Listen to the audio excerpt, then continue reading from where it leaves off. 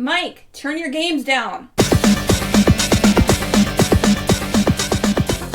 Hi, welcome to our movie episode of Games My Mom Found. I am Mike Albertin, and who's having some fava beans with me tonight? I'm Tiffany Albertin, and yep, that's all I got. Good evening, Games My Mom Found. This is Kenneth, Sanity. Tell me, have the games stopped screaming yet? And here is You Wouldn't Want Peter Bingham-Pankratz inside your head. I like moths, and my name is Helena. Welcome back, you guys. So I skip out of that part. What part? Where they make up a funny thing. Oh, okay. According to what you're recording.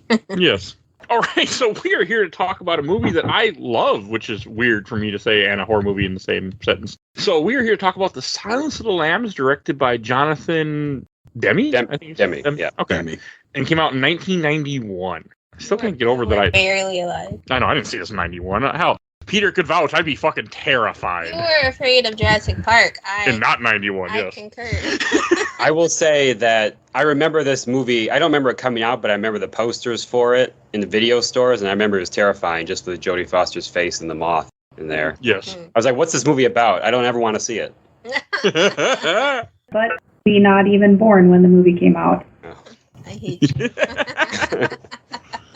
When did it ages or come so. out? 91?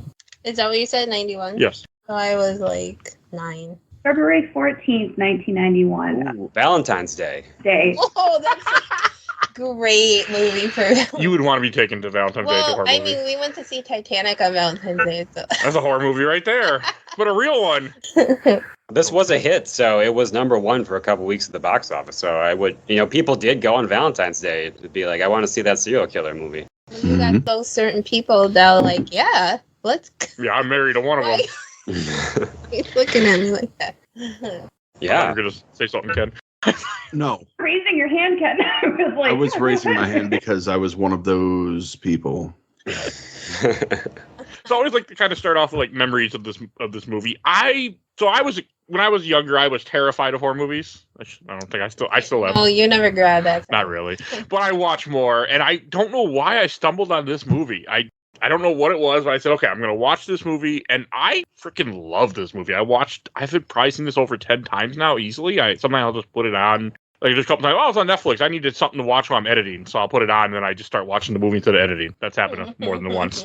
Just love this film, which is really weird for me. And I also think this is a perfect movie. This is a perfect horror movie. Happened to Jurassic Park. That's also a perfect movie.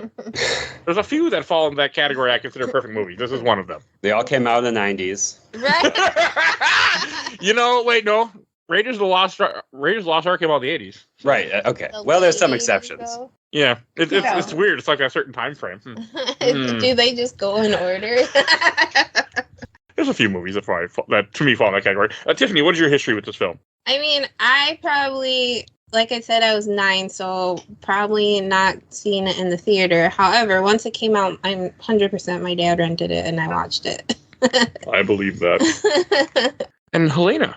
I don't remember the first time I watched it, to be honest. I probably snuck it because we weren't allowed to watch it growing up. And like I said, it came out before I was born, about a month before I was born. I probably watched it on TV at some point. I watched it in depth when I was doing my horror series on TikTok. Was absolutely fascinated. So into Hannibal as a kid. And Peter. As I said, I was terrified by the poster when I was a kid in Blockbuster Video. But I remember seeing it in high school. I know I had a friend in high school who was very into Hannibal, and she would always be reading the books, and that kind of got me to read the books and watch the movies all at once. So I think I was introduced to it I was probably 17 maybe. I mean, I knew of it, but I hadn't seen it till I was a little bit older, and it left a big impression on me for sure. And Mr. Kenneth. I saw this movie way too young. I saw this movie while I was still in elementary school. I snuck into the theater. Look at you. It was just slightly after my 11th birthday. I wish we were friends when we were younger. That would have been great. We could sneak in the theater together. I told, we were talking about movies that we had seen in class, and I remember the teacher being very disturbed that I had seen this one. it was pretty all right. I honestly didn't appreciate it until I was older, because what 11-year-old can appreciate what's going on here? You can. A very special I don't think you can. Sheldon. You appreciate it more if you've seen the Criterion 4K restoration, which I was watching. Looks pristine. Yeah, I know, fancy. If I'm watching a movie that I really like, I gotta watch it on Blu-ray quality. So I can't talk. I do that all the time. I know you do. I watched it on just Amazon by digital. It said 4K, but my TV's not 4K, so it didn't matter. But that's fair. You can see the trivia popping up, so you can see who is that actor, and then that is nice. X-ray is really nice sometimes on Amazon. I have it on Plex. The best quality that they have is 330p. So well, it wasn't. Yeah, gets the job done. Yeah, exactly. The story is compelling enough, you know. I don't know. I think this movie would benefit from a lower resolution screening. You know what? My ambiance, you know. I don't think it affects it because it's not that. Oh, because there isn't too much. No, and the movie is more of the art form of the movie, of like just the way that it's filmed, the way that things happen that are very just there, that are there to prove a point. Like the way that they position the camera at one point when she's in the room full of the officers, she's the shortest person in the room, and the camera makes sure to raise up for you to see that. Like that's what this movie is doing to show you something. I don't think you need really high quality for any of that. Oh yeah, it's so artsy and so well done. I mean, all the POV shots of Clarice's point of view, all these men are staring at her throughout the whole movie, and it's very unnerving. And that's why this movie is part of the reason why the movie is so creepy. Is not any of the serial killer stuff. It's like, how would you feel if you were in an elevator with like a bunch of tall men, or how would you feel if all these men are staring at you and looking you up and down while you're trying to show your credentials? Very scary. Yeah. And I'm a man, so I guess I can imagine for others it would be even more unnerving. Absolutely.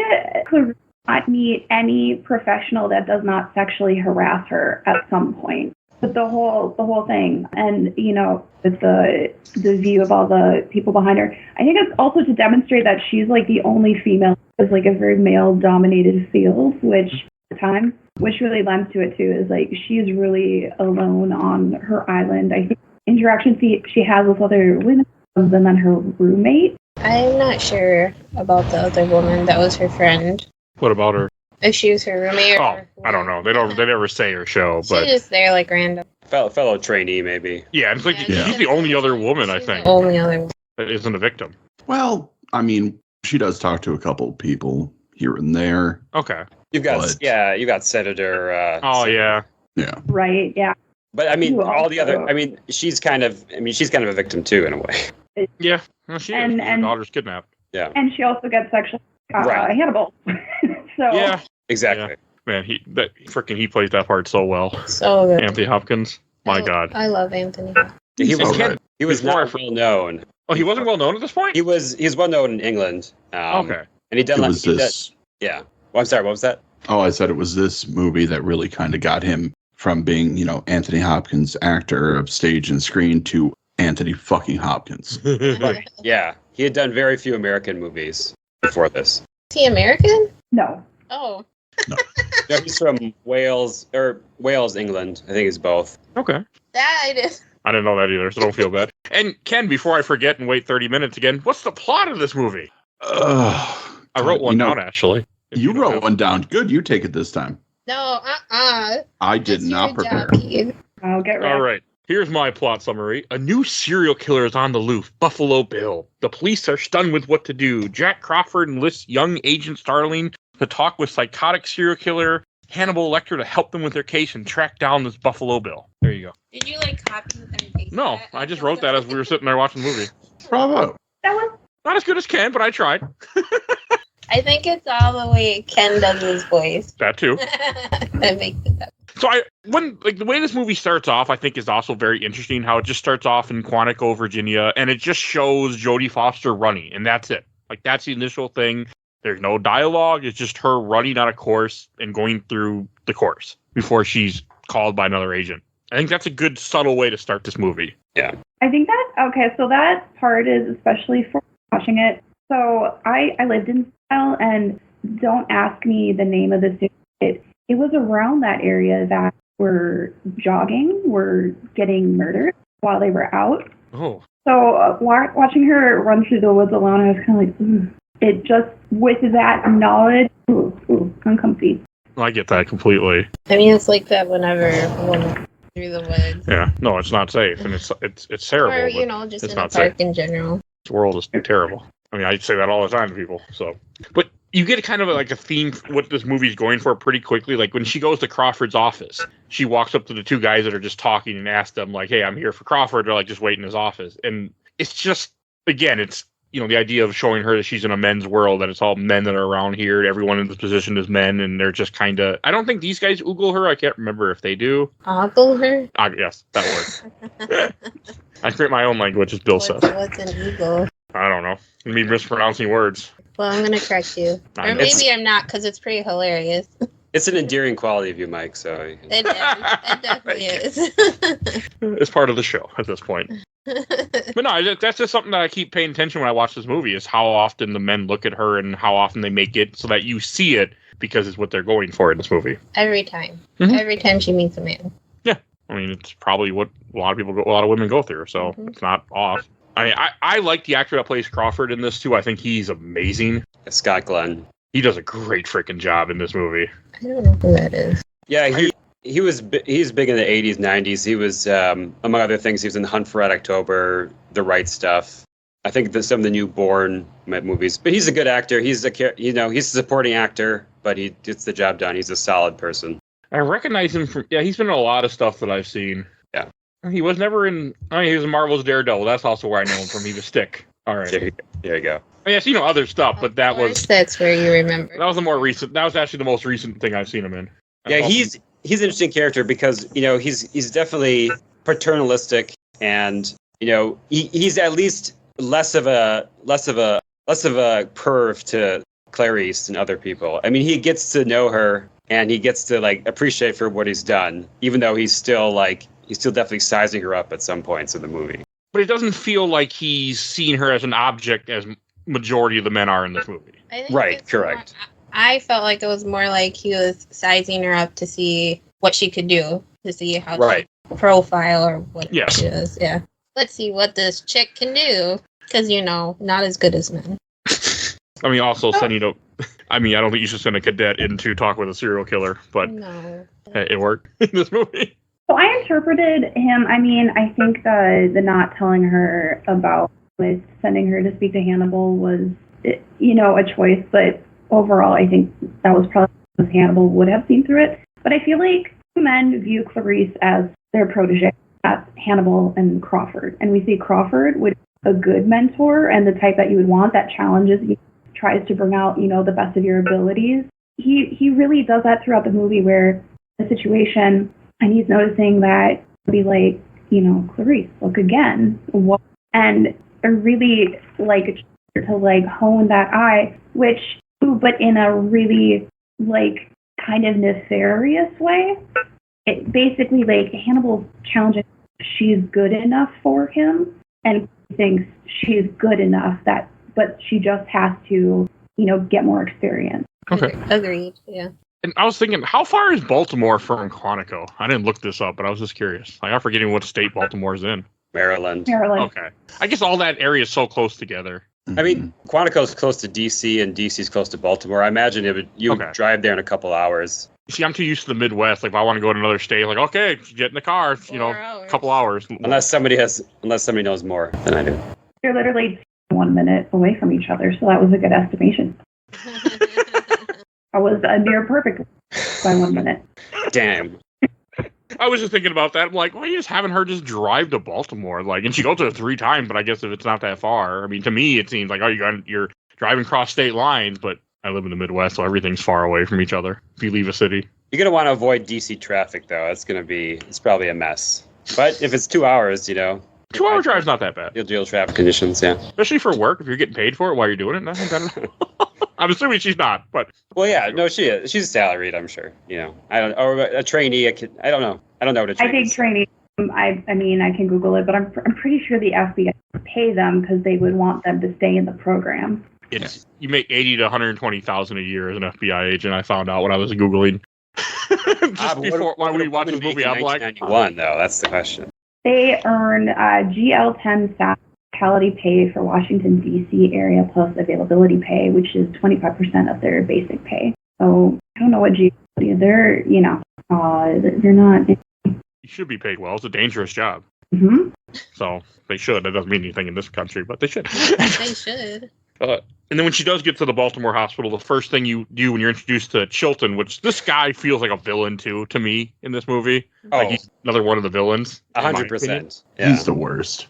The absolute worst. He's a fucking curve to her right away. I forget what he says, but I know he makes sexual comments to her. Are you hitting on me? Oh no, that's the other guy. No, that's the weird doctor. Yeah. I think he says, I met a lot of FBI agents, but I've never met one as pretty as you. Yeah. Mm-hmm. Or something similar to that. Now, if he would have said you got great ballistics, I would have laughed because it would have been a reference to Resident Evil 4 would have referenced this years later, but did not make that comment. I mean, he's definitely painted as a villain in this movie. He's definitely because if you're the movie is setting you up to hate him more than Hannibal, I think. Yeah. Oh, for sure. I'd agree. He fucks everything up, so. Yeah. He does, and is it Hannibal? Is that the movie where Hannibal actually eats while he's still alive, or is that a different movie? That's Hannibal. Or is that Red Dragon? I know what she's talking about. Hannibal It's not Red Dragon. Red Dragon is before Clarice. Yes. Yes. In Hannibal, he eats Ray Liotta's brains, yes. Okay, I've seen the movie once. I did not like Hannibal. Is that the one with what's her name? Not Jodie Foster. Julianne Moore? Yeah. Yes. I think I purposely did not see it because Jodie Foster wasn't in it. Still a good movie. It's just not as good. It's the Hannibal movie. Oh, yeah, go ahead. No, you go ahead, Peter. I was just going to say, this is and there's another Hannibal movie called Manhunter that came out before this. Ken, you could talk about that too. But I feel like this is the best Hannibal movie, and Manhunter is different in that it's not trying to play off the Silence of the Lambs nostalgia. And Hannibal and Red Dragon are very much remember Silence of the Lambs? We're going to do that again, but not as good. Manhunter had two great things going for it. First off, it was directed by Michael Mann, so it was fucking amazingly shot. Then you had Brian Cox playing Hannibal Lecter. Mm-hmm. I still think Brian Cox is, now the second best portrayal of Hannibal Lecter, as according to the books, because I've read the books. Yeah. I have never known this movie exists. Yeah, you should Manhunter. see it. All right. Yeah.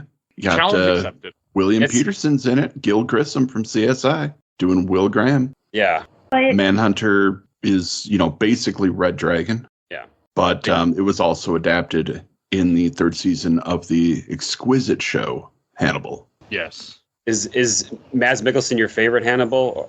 Yes. Okay. Oh, yes. Nods of approval from everyone around. Mm-hmm. That's what I was going to ask, because I haven't seen the show. Should I You see should. it? You should watch the show. Okay.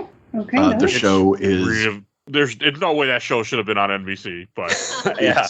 It's very disturbing, a lot of disturbing imagery. The homosexual undertones between Will Graham and Hannibal Lecter are just delightful. Super gay. Just, I love them so much. It's a really good show. I never finished it, unfortunately. I never finished season 3. I don't ship, but I do ship these two. Did anyone Clarice the show? It cut out for a word.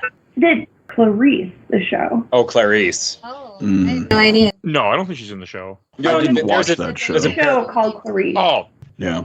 I had no idea that existed, so that would be no. No, I didn't either. I remember it existed, but I think it was on a service that I didn't have at the time. And then I just forgot. It didn't do very good, apparently, on IMDb, 6.6 out of 10. It was on CW at one point? Oh. Well, CBS, I guess, because that's a trailer. And no wonder it didn't do well. Okay, I'm curious, though, now. I think it's a hard sell to sell, if you're doing Silence of the Lambs if doing not Clarice and Hannibal, if you're just doing Clarice, I think it's definitely cashing in on the IP thing. And I think for audiences, it's going to be tough. It's going to be tough to sell that on them. Because people want to see Hannibal, I think. And they don't really care about Clarice. I mean, I love because she was such a great character. Yeah. She is. But I think, I don't know. I feel like we've had a lot of female FBI agents in shows, and I feel like showing off this one with divorce from Silence of the Lambs is not going to win over audiences, I think. But no, but I'm curious now. Maybe if it would have come out sooner after the show. Yeah. If they would have struck while the iron was hot instead of waiting till 2021. 30 years after the movie. Yeah. Fuck, 30 years after the movie, goddamn. Old. As my bones turn to dust. Oh, so one thing I always think about this movie, when they go into the ward where Hannibal is and the other guys, like, is that even up to standards? Like, couldn't they just make concrete walls and not stones? Like, I don't know. Just to me, it always feels like this is a terrible cell. I mean, I know it's supposed to be they're in height, but even like I've seen enough videos and documentary about prison, like at least give them a concrete cell. Well, I don't know. I don't like it. Here's the thing. It's a hospital for patients with mental issues. Okay. Those typically have a lot more lax standards than prisons. A lot of them were converted sanitariums or sanatoriums from the TB times. So they're old buildings. They got good bones, as one would say. That's just something I always think about when I see this movie. I'm just like, God, I would just be so creepy having to walk down there. Yeah, it's probably more. The set is designed for the atmosphere more so than realism, I think. So take it with a grain of salt. That's not really how Hannibal would probably be in a set. And like, there's like 3 cells that look like medieval, and then there's his high-tech, high-security cell. Probably not in real life it'd be like that, but still interesting nonetheless. I feel like all the other cells are smaller as well. Maybe. So there are 4 guys down there or 3? There's 4. Okay, because I was like watching this, and I'm like, I see Miggs, I see Hannibal, I see a black guy, and I see some other guy for a second screaming, and I'm just like, I only see 3. Like, that was bothering me when I watched this movie. Yeah, there's 4 down there. So speaking of Miggs, he was the one who, please excuse the fruity language, but he said, I can smell your cunt to Clarice, and then Clarice makes it to Hannibal, and he was like, well, I couldn't smell it, which it's like, oh man, things you don't have to say out loud. Yeah. Like, Hannibal's a great character, but also sometimes the thoughts that pass through his head could stay inside thoughts. But at the same time, Hannibal is renowned for a sense of smell. Yes. So maybe he's trying to reassure Clarice, like Miggs is just talking shit. And it could be to unsettle her. Oh, for sure. So there's another part that when I was doing research for this, I came across. And it's later when she visits him again and he says, you've stopped your bleeding. And she had gotten a cut in a previous scene, but there was debate online about whether he was talking about that or her period due to his really acute sense of smell, which I feel like that would make more sense because I don't think he saw her at any time where the cut she got was actively bleeding.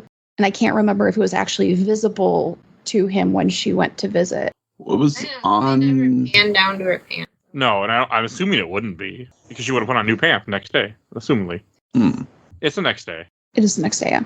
Damn, you're probably right. Well, it wasn't me; it was the people of the internet. But I thought but that you found it, so and you brought it to us. I'll take ownership. I totally came up with that theory. You're welcome. But I feel like that's way more legitimate, especially if he has that super smelly sense. Yeah, that's fair. I actually haven't met one person that said he could smell that. So, yeah. All the dogs. Well, yes, but this wasn't a dog. This was a weirdo that I knew. There were people. So there were people online who were like, "Yeah, I can tell when my partner is on her or their period because of the way they smell," which was like, okay, That's just weird. Yeah, maybe there's certain things you shouldn't put online, but okay. The sense of smell is so subjective. Like, there's no way to really prove any of that. Yeah. I guess. I just don't want to smell things. I would do what Scarlett Johansson did in Black Widow: break my nose and never smell again. I'd be okay. So. Yes, you would. I agree. Less chance of wanting to vomit in certain situations I've been in my life. Like, oh god, that stinks. Like when I worked at the mall and sucked up garbage all day. I wish I couldn't smell. So, but pizza, Mike. I could live without smell. If it enhanced my other senses, I could live without smell. Easy. But taste is linked to smell. Largely influenced by smell. Right. Still could do it. I feel like you can turn it on and off. I'll be like, just want to dial. Okay. If only our bodies had a dial where we could turn off the annoying parts, Hey, give it time. We ever have cybernetic eyes in my lifetime where I might be the idiot that signs up for it. So, hey, I would be part cyborg if I could. I've said this conversation many times. But everything with the interview with Hannibal, I think is so well done. The acting, the shots, just the way their first encounter is. I really like it. I think it's all so good. Standing at attention, like just like he knew she was coming the whole time. I mean, presumably he knew because there was a chair, but like it was like he has supernatural powers, so he knew she was walking down the hall at that exact moment. Well, also, what else he got to do in there? Well, he could draw. Like it's not also hard to hear other people making noise. I mean, it probably echoes. Yeah, they had to. Look at that terrible looking place. It Her really steps bothered me. her steps are probably different too. I mean, a different size. He could probably tell just from her steps, like, oh yeah, she might be, this might be a smaller person. Mm-hmm. And if is she wearing high heel shoes in this? I didn't pay attention. No, He's wearing cheap shoes. Yep. Cheap shoes, good bag. Oh, that's right. I'm glad they didn't put her in high heels because I could feel like I could see some shows and movies doing that. Every show and movie. Yeah, They're not practical. Videos. no, and it wouldn't fit for this, and it wouldn't fit for an FBI agent. Especially not her. But I could see a worse movie doing that. We didn't really even see her. No, I didn't really pay attention. No, it's just so well done the way that Anthony Hopkins portrays Hannibal and the way he acts, and I'm pretty sure a lot of that was just him being him, like for this role. Like it wasn't direction; it was just he just put on like, and it works. He's so fucking creepy. Mm-hmm. He wanted to. There's a little bit of, if you've ever seen 2001: A Space Odyssey and the computer HAL. That's part of what he was basing his performance on, because in that movie a machine goes crazy, and his idea of Hannibal was like a machine that has gone crazy as well, just in human form. So he's kind of modeling his speech off that. And he's also doing an American accent, or trying to at least, which I don't know is completely successful because you can kind of tell, but it definitely is a very distinctive way of speaking that's pretty creepy too. Yeah. Tiff, I know you were complaining about the accent. Well, I couldn't tell if it was an accent he was going for or if it was just like the way he talked, like the unique way that he I still really like the part where and just the way they shoot it, where they constantly show her face, his face, like they do it so well. It's so well done. And we haven't talked about Jodie Foster at all yet. God, Jodie Foster is so damn good in this. She was running through the woods. That's about as far as we got. Yeah, I love her performance in Me this. too. He's such a good actor. She didn't win an Oscar for this, did she? She did. she did. Okay, good. She deserved it. It was her second Oscar, actually. This Taxi. Yep. Seen that movie once and have no memory of it. I just know it's an idiot shot a president because of that movie. So I know that part. That's a whole other movie. And Yes. But yeah, Taxi Driver. But yeah, she's a great. I mean, there's a reason she's a great actress. I mean, they definitely picked the right person for this role, 100%. She really, and she said she didn't want to come back for Hannibal because of the way that they treated Clarice as a character in that movie, which I think is, really speaks to her. What's the word I want to use? Kenneth, you know the word I want to use. Ownership, tenacity, integrity. Integrity. Thank you. I knew you would know it. That makes sense because they do treat the character not great in this movie, so that makes perfect Well, sense. here's the thing. The Hannibal script originally was bad. Like, it was so bad. They had Clarice having some kind of a chemical misfire in her brain and falling in love with Hannibal. Oh dear. And Jodie Foster was like, no, fuck you. No. No. And then they had to get Julianne Moore, and then they changed the script anyway. Like, just change the script to get the good person on board. It's not hard. Some people's children, I swear. Well, why the fuck would you even have that in the script? Like, that's just deep. Because the book is bad. Oh, okay. I can believe that. Because Yeah, the movie's bad, so. I believe they be fucking in the book, don't they? They movie, do be fucking. Yes, it's terrible. That's not how this works. And that's why, I think that's one of the reasons Jodie Foster, because that was in the original script. It's not in the movie, but in the script, she was like, no way, because she does not see Clarice doing that in any way, shape, or form. Yeah, not a lot of people did. That book was kind of annoying, and a lot of people were like, hey, fuck you. This is a case of a man writing something and not talking to a woman ever. So I think it's I know it does. I need to make money. I need to buy another house. So let's make a surefire bestseller that is already going to be made into a movie. But you don't need. I mean, there are so many different ways you could have made that story work. I feel and add to this without having like that. Absolutely. It's kind of lazy writing. And also, Hannibal in the books is way scarier looking. Like, I believe, and it's been a hot minute since I read Silence of the Lambs, but I believe he has, like, red eyes. Yep. Mm-hmm. Oh. Yeah, he's terrifying looking. Which, I memean, everybody has their jollies. I'm not going to yuck anyone's yum. If you're into people who are terrifying looking, so be it. But he's on another level of being like unsettling, not only in personality, but just as a whole. The whole package is terrifying. And Clarice being like, yeah, I'm into it. Like, don't buy it. It doesn't fit because you already have her introduced in this. That doesn't work. You have her personality. Yes, I mean, you can do a character like that. You shouldn't, but you can. But it can't be a character that's already been established. That But this was a different. See, I would have been better if they had introduced like a different character. Yeah, like not Clarice. Her. Yeah, I would have been okay with that. I like that. The whole reason why Hannibal even tells her anything is how after Miggs is a piece of shit and throws the cum at her, and that's what gets him to open up to her a little bit more and give her some information. Why did he do that? Because I watched it over and over again, and I cannot understand what his motivation was. If he felt like, because he has that internal code of like what is rude and what is polite, and if he was upset that she was in his space and mistreated as a guest, if that was the reason he changed, or like what else? Seems logical. Hannibal is the definition of lawful evil. Yes. Like he's got his code. God help you if you are rude to somebody in his presence. That's worse than killing somebody. Being rude is unacceptable. And then and that is the only time the character of Hannibal Lecter ever raises his voice. Well, yeah, that was just... I almost took it as he had quickly developed, like, a protectiveness over her.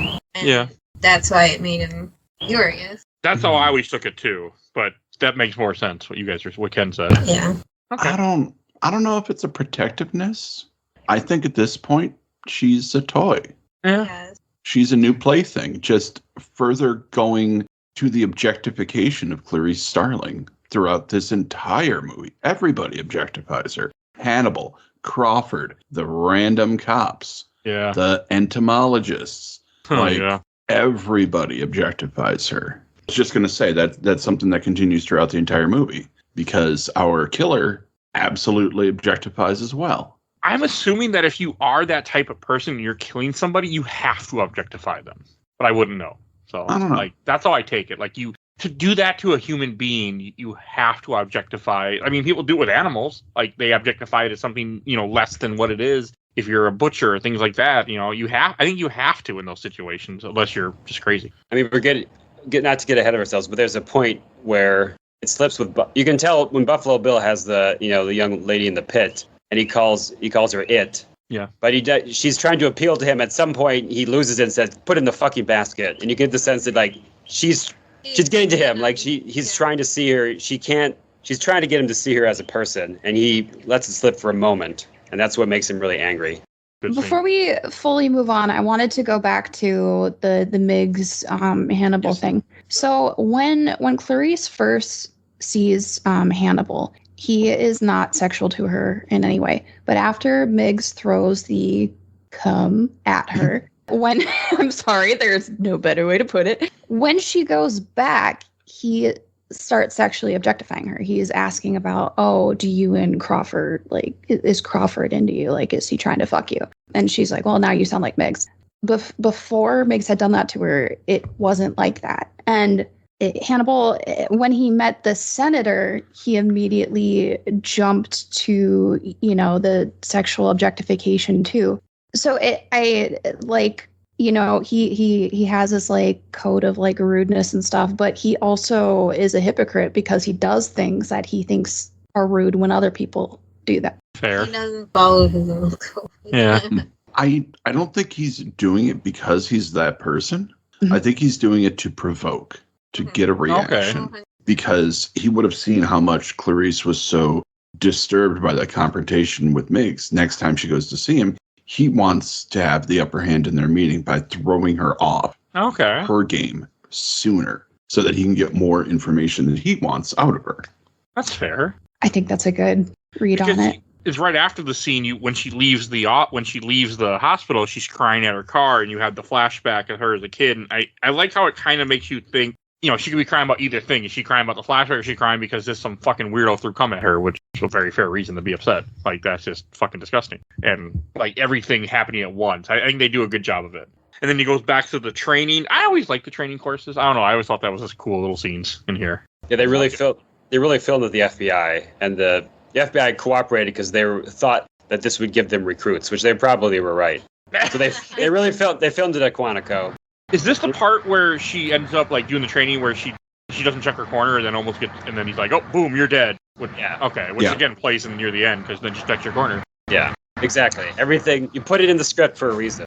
And that was the original opening to the movie. That was our introduction to Clarice. But they decided to change it because it made more sense to have her just, solo by herself running, so you get a better idea of Clarice as a person rather than attached to all these other men during a faux raid. That is fair. It's a better opening, too. I always laugh when you see people looking up old newspapers from the 90s and 80s movies, because I'm like, oh, yeah, that was a thing. Yeah, microfilm or microfiche, I think is what she's looking at. Yeah. It makes me laugh, because, I was born in the 80s, but I grew up in the 90s, and I grew up with the internet. Like, that. Barely born. Born in 87. I said barely. Not barely. You weren't... I was a news junkie, so I did go to the library a couple times to look up old newspapers because that's how you did it. And I thought, I always have a fondness for that, but that's something that today's kids don't know the meaning of scrolling through 5 years of newspapers. Even I don't know it, and I'm from that era. Exactly. I'm older than you. Oh, yeah, you're younger than me by I think a year. So it's I don't know. It's just one of the things that always fascinates me because it's that the age we're in the internet. Like now, it's like, oh yeah, just look on the internet. But I'm like, oh yeah, that's not a thing in '91 yet. Yeah, but didn't they do that? Yeah, she's looking up old newspapers too. And I made the same comment there. Right. That was a great fucking movie, by the way. Interestingly, just to put a point, they don't talk a lot about Hannibal's background. They mentioned he was a psychiatrist, but in the book they mentioned that like he's still publishing in journals, and journals are publishing him because it's sensational to have. Oh, we have a serial killer that we're publishing, and he writes the newspapers, and people send him fan letters and things like that. That's all believable. Right. It just happened. So it still happens, I'm sure. Yeah, exactly. The last example I have of that is Ted Kaczynski, but he's dead, so no one's writing him letters anymore. But people wrote him letters, I know. Yeah. Well, people wrote Charles Manson letters. Yeah. They wrote stuff to Ted Bundy, Richard Ramirez, Ed Kemper. Basically, everybody who was on the Netflix show Mindhunter got fan mail. The Boston Bomber had a lot of fangirls who would write. Why? He's cute. He was cute, yeah. He was.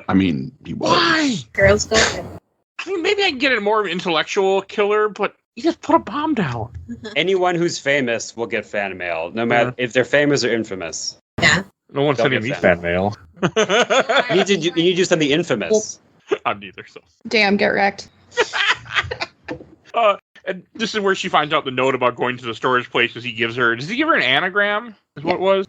He said something about yourself that was really like cliche and cheesy, and she's like, this is weird, and then found like the yourself storage unit when she looked for the word yourself. Yeah, I feel like I like the subtlety of this part too when she's trying to get the door open and the guy's like, the driver, he doesn't do physical labor.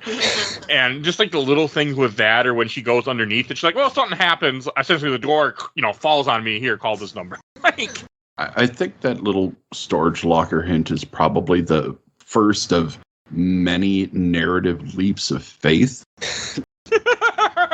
Because it's like, if some weirdo says, look within yourself, and look up this former patient, you're not going to be like, oh, I get it. Your self-storage right outside of Baltimore. And, oh, it's rented under this patient name. Oh, I get it. Especially not like in the same day. And also, this is the 90s, too, so the information is not as easy to find. Yeah. You have to look in a phone book. Phone book, yeah. Oh, those I forget those things exist. My residents still look. Not anymore. Fine. No. But I forget that was a thing. God. How would you find an exterminator otherwise, Well, you wait until the 2000s happened in the late 90s using the internet. That's what I would do. 411. Hello, I need a number for an exterminator. God. You are unlocking core memories. Huh. I know. Yeah.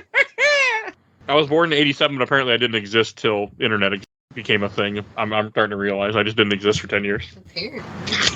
I have no memory of stuff.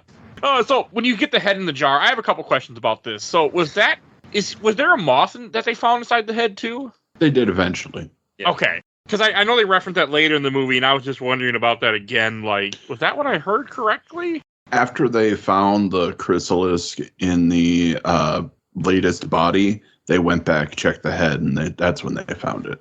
Okay. So was that someone that Buffalo Bill killed then too?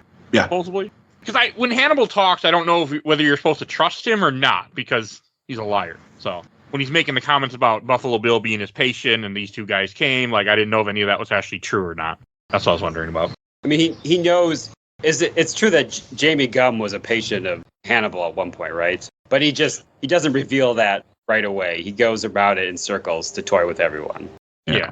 And I don't think it's even really for his own personal gain. I think he's just enjoying himself. Yeah, he's having a laugh of it. I mean, he's a piece of shit. You know, Hannibal is smart and he has a code, but he's also a piece of shit, I think. I mean, I think you have to be if you're eating people. I think that kind of goes hand in hand.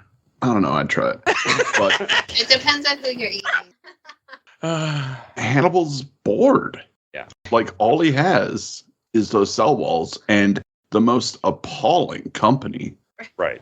Like, the first chance you get to have fun and mess around, play a game with somebody new, you're gonna jump at that. Right. Yeah, that's fair. And you got to make it last long, because if he gave away everything right away, it would be over. They wouldn't need him anymore. Yeah, she wouldn't come back. Right. Because it's right after she comes back a second time in this part. I don't have a lot in my notes that I don't remember what they say. I just know she comes back. When he's in the darkness and... Oh, yes. So he makes Mig swallow his tongue. Yes. And so they're punishing him. Chilton's punishing him by making him listen to a gospel show. And took away his drawings. Right, took away his drawings. That is a huge fun of him to listen to a gospel show. So it's crazy to me that they wouldn't put him in solitary after that, like leaving him in there with the other inmates, but I don't know. Care? No, they're probably like, oh, well, they're bad people. Chilton's a piece of shit. It's probably too much work to make a new cell for him. Yeah. But they should have a solitary room, especially if it was, an old sanatorium, which is notorious for mistreatment of their patients. So they would have a lot of solitary rooms available. I think at that point it'd be easier to move everybody else rather than Hannibal. That's valid. Everybody else gets out. Because nobody else has the Magneto cage. Right. Exactly. Oh, that's such a good scene too when you see him in that outfit and stuff. That's such a memorable scene. We'll get there. And then it's right after I do like the part where he's sitting in the dark and everything, and she doesn't know if he's there. Like, where is he going to go? Like, that's a good scene. And then when the lights get turned, he's like, "Thank you, Barney." I like the idea that him and Barney have a good relationship. I love Barney. Because Barney's nice to him. In the book, there's a scene where, I think when he's showing her the credentials, Barney is there. And he's like, Barney tells Hannibal, now, the woman's going to pass you a badge. You give it back right away and don't keep it like last time, or else it's going to be 2 weeks of you in confinement or something. It's like, we don't want to do that, Hannibal, do we? Hannibal's like, no, Barney, let's not do that. And he's like, all right. So he's kind of telling him like a school teacher, like, you're going to do everything she says, or else it's going to be bad time for you. I like that. I would have liked more interaction between them and Barney, because you can kind of just see that there's a relationship, and like Barney sees him as kind of a person, he's doing a job, where Chilton's just a piece of shit, and I think that would also emphasize that Chilton's a piece of shit. Right, yeah. Him as a subject to study. Yes. I mean, it's fair. I mean, this man did murder people, but still. And Frankie Faison just brings such a good energy to Barney. Like, you can see he's a kind man. He has kind eyes. He smiles. How many people in that basement probably smile? Very few. Yeah. He seems like a genuine good person. And maybe that's why Hannibal likes him. Because he knows Chilton's a piece of shit. He's known that for years. Everybody knows this. But maybe he's just like, Barney, you're all right. I like you. I shall keep you. Right, exactly. Yeah. I will not have you for dinner. And then the movie cuts to Memphis, Tennessee, to show the girl that's going to get kidnapped shortly. This is the first time we see, anything Buffalo Bill, and we're already, I think, 20 minutes into the movie or so at this point. Yeah. I unfortunately didn't put timestamp, but it's a little bit before you get one of your villains. Like, again, that's why I think this movie has a lot of villains. Does he know who she is? No. I was like, because that would be stupid if he. I don't think so. Senator's daughter. Yeah, I think she fit the criteria what he was looking for, and maybe he knew that she was prone to be nicer, so she would fall for what he does, or she would, be learned to his trap. So I think he knew who she was because he knew when she was going to get home, and he was watching out with the night vision. It's so fucking the Googles, the faraway Googles. What are those? What are they called? Night vision goggles. Thank you. I like Googles too better. They will forever be Googles. That's such a creepy scene, but again, it pays off with the goggles. So I think he has been aware of her for a while because he knows when she's going to get home, and I think he's already in her parking lot when she's driving towards him. And then also I wanted to point out that, which serial killer was it? It was Ted Bundy, who would feign physical impairment to get sympathy from his victims so that they would assist him. Yeah. Mm-hmm. And Buffalo Bill was based, I believe it was on the serial killer inspiration was Ted Bundy and Ed Gein, who would dress up as in his dead mother's clothing. Wisconsin's own, baby. Wisconsin's own Ed Gein. Have a couple serial number killers. One. There was also the keeping. I read this. The Keeping Woman in Basements is a third serial killer from Pennsylvania, where the movie was filmed. So there was a serial killer who kept several women in like a well or whatever, like that. I did not know that. So he's kind of, in addition to the two you mentioned, there's a third one. Yeah. One from Wisconsin too. Probably not. Presumably. Ed Gein didn't kill anybody. I think Ed Gein just dug up a dead body. No, he killed people. Ed Gein killed a couple people. Oh, he did? He did. Okay. Because Ed Gein's the one that Texas Chainsaw Massacre is inspired from, right? Yep. Okay. I thought he didn't kill anyone, but I guess I'm wrong. Well, He they definitely done Texas Chainsaw. Well, yes, but... He confessed to 2 victims, but had way more victims of other crimes and could have killed other people as well. But those were the 2 that he admitted to. Good old Wisconsin. But that scene where he does like everything, where he helps her, where he gets her to go in the van, and I'm always thinking, man, vans are so fucking creepy. To this day, I hate vans. Unless it's a minivan. Minivans are less creepy. Uh-oh. Ken's got something. I drive a minivan. Minivans aren't creepy. I said it's not a minivan. Vans are creepy. It's a panel van. With the no windows. Yeah, minivan's fine. You're not gonna. I mean, you could, sure, but you have to modify it first. The van's already set to go. That type of vehicle, got some really bad PR, and now we are. Did. Why is it white? Why are the vans always? Because white is less suspicious to draw your eye and keep your memory than I think a different color would be. Like you had a red van or a purple van, you would remember that purple van drove by. Sailor Moon on it, or something. And you would remember it. The serial killer, and the people, oh yeah, that woman drove by with that Sailor Moon van. I remember it. Oh, so you're about what 3:00? Yeah, that guy went missing at 2:50. Let's go get her. See, a white van is less suspicious and more common. I guess. I think white vehicles in general have don't quote me on this, lower insurance rates because you can see them better at night. So having a van like that with a lot of blind spots and limited visibility, having it also be very visible at night would be really important. But we don't have to get into why vehicles are the colors that they are. I do take it as it's meant to be. You're picking something that's less suspicious because when you're doing what he's doing, you don't want people to remember that you were there. So, but if he knew she was the senator's daughter, why did he kidnap somebody that would be so high profile? Because he's confident. He's full of himself. He's already killed at this point, 3-4 people we know of? See, I'm not sure he knew that she was the senator's daughter. He could have just seen her and, I don't think he knew who she was. Because did she live at home? I think she had her own place. She had her own apartment. She had a cat. Remember? The poor cat is looking in the window going, where's my dinner? We got back to that cat. I love cats, if you can't tell. Yeah, I think clearly he'd been running, he might have been running surveillance on her, basically. He might have been doing recon. Yeah. He knew who she was. Yeah. It wasn't, I don't think, politically motivated. It was more like, oh, she's a size 14. That's my size. Yep. Yeah. And then you have a brief scene with Jodie Foster back at training, and then he goes to West Virginia where they found a body. I always like aerial shots, too. Like, if they have a shot of just a helicopter over a river. I enjoy those, especially in the 90s. Well, because they used to film on location, and they used to actually go to states to film on location instead of filming them all in California or whatever. Yes, Canada. I like that. And Georgia. Although this movie is, like I said, it's filmed in Pennsylvania, but it's supposed to be like Virginia and Ohio. But, it's kind of the same area. Yeah, that's at least close enough. Like, you got Virginia down in like north or southeast. You got Ohio directly west. Like Pennsylvania is probably the best place that you could film in order to get the geographic strata of both locations. Right. Yeah. They fly in and they go to the funeral scene.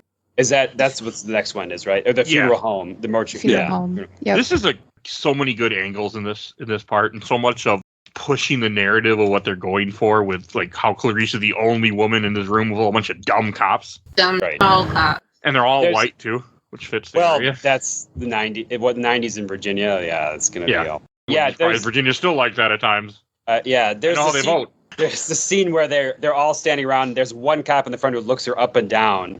Looks Clarice up and down, and it's like so unnerving.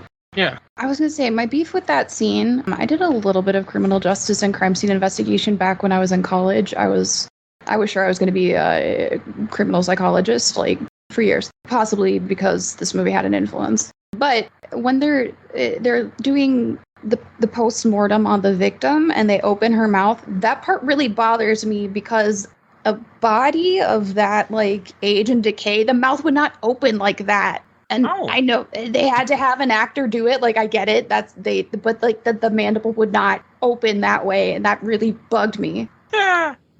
It bugged you? Yeah, I intended that. Oh. I didn't know that, but that's okay.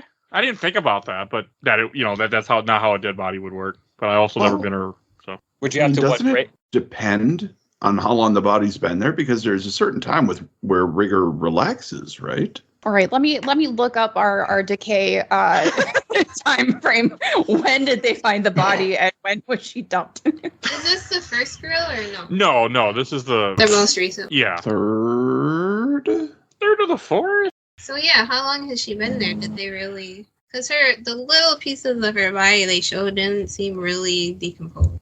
That much. No, because you just dumped her in a river and then she floats down. And I mean, in theory, it probably wouldn't take that long from a body after you put it in the water for it to end up somewhere. Somebody's going to find it. Kenneth, you are right. After about 36 hours, the chemical bonds resulting in the stiffness break down and the body becomes soft again. You are correct. I was wrong. Don't ask me how I know that. I do know that. Now I want to know. How do you know that? I used to read a lot of Patricia Cornwell books, and her Kay Scarpetta character is a medical examiner, and I learned a lot from those books. And now he can be a medical examiner.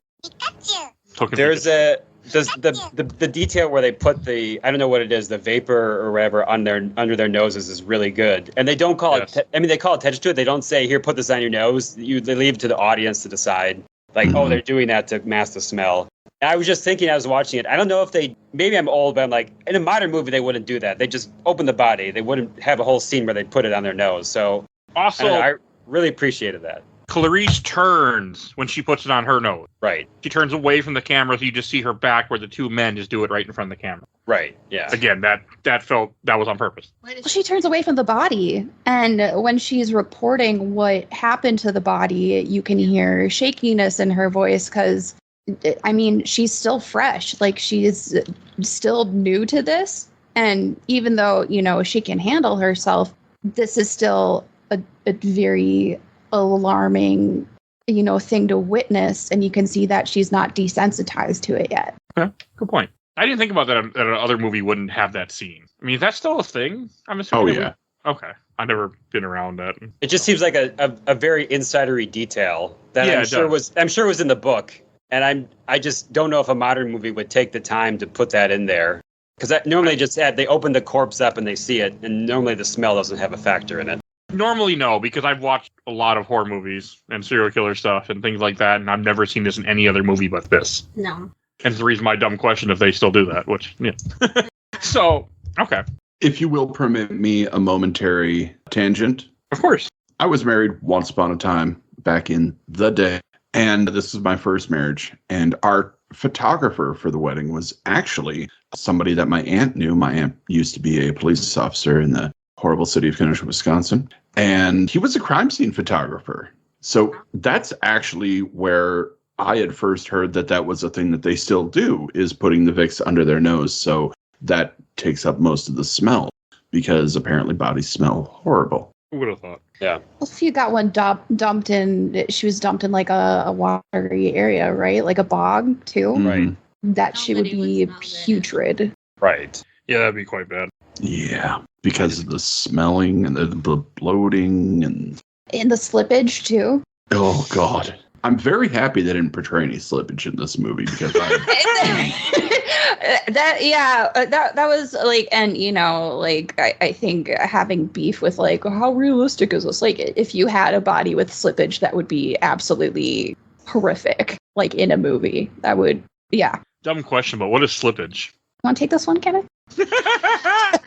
basically if you have a body that's in a wet place long enough, connective tissue can start to break down, like things that connect this to your hand. Parts just start coming off. Yeah. Skin. Okay. Yeah, just start slipping. Decomposing. Very nasty, I'm assuming. Very nasty. And raise the budget up too. That's the most important part. They don't show a lot of the dead bodies. I mean, the corpse looks good for a movie corpse. It looks disgusting. Looks disgusting. So they did a good job of making up this, I assume, an actor in there. So yeah. A lot of this is, I do appreciate the way that this film takes its approach to the violence. It's very Alien-like at times, like leaving what happened to your imagination is so much worse than actually being able to film it. Yeah. And I appreciate that a lot. And it's at this funeral home. You have a brief scene where she has another flashback to her father, when she had his own funeral, which plays part a little bit later. And then this is also when she finds the cocoon in the mouth. Yeah. Which I do like how none of them figure it out. It is until she's like, when she sees the picture, she's like, there's something in the mouth. That's a good. I like it that she's the one that puts two and two together. Mm-hmm. It's the smartest one. Yeah, she is. Ray didn't do anything but take pictures. Right. So, the museum with the bug stuff I thought is also, I think, pretty interesting. This is another that kind of captures more of what the movie's going for, too, where you have, when she is there with the bugs, and you have that dumbass guy being like, you get burgers and beer? And just kind of looking at her like they make him play that part good. Does anybody here watch Frasier? One of the technicians is one of the characters on Frasier. No one does it? Okay. Dang. I did the original one a little bit. Anyway, so that point doesn't make much sense to everybody. Okay, that's fine. Somebody out there got that joke. You got it. But I like the bug chest. I thought that was funny. Like, also, what the fuck are they doing there in the middle of the night just there? Like, someone need to watch the bugs? Like, what? I think it's to show they're weird. Okay. Like they're the weird guys at the FBI because they're into bugs and they're late at night or whatever. Oh, was she not at the FBI? Is she? I thought she was somewhere else. Oh, I thought they were FBI people. I thought they were at a museum. Were they? Yeah, they're at a museum, but I don't know if it was they are a weird museum. people. I thought it was like a college, like an academic institution. Oh, maybe. They had dinosaurs there. Do they have those in colleges? I don't know. I didn't go to. I don't think so. No, it probably is a museum then. I feel forgot like that about would the take dinosaur. away from the profit. So, but okay. I don't know. I just thought the bug guys are just the way they, especially the one that hits on her, they play him off. So the actor does such a good job of playing him weird that I think it's good because it's directional. So is the Museum of Natural History. Okay. Why the fuck are they working at night? Maybe there are night bugs. That feels plausible. During the day. Play bug chess? Yeah. No, probably not. Because you're probably like, what the fuck are you doing? We're playing chess, sir. Why? Yeah. Maybe they need it. Maybe they need the room dark for whatever reason, for the bugs or whatever. Maybe it's in the daytime instead. It's just dark in their room. Good point. Because we never know if it's day or night. I just assumed it was night. Well, because the whole thing is dark, but yeah. Sometimes in movies things are just dark because it looks more ominous if it's dark. Yeah. Yes. Okay. I just assumed it was always night. Also, I assumed it was night because she had to travel there from wherever she was at. I don't know. Let's ask Jonathan Demme.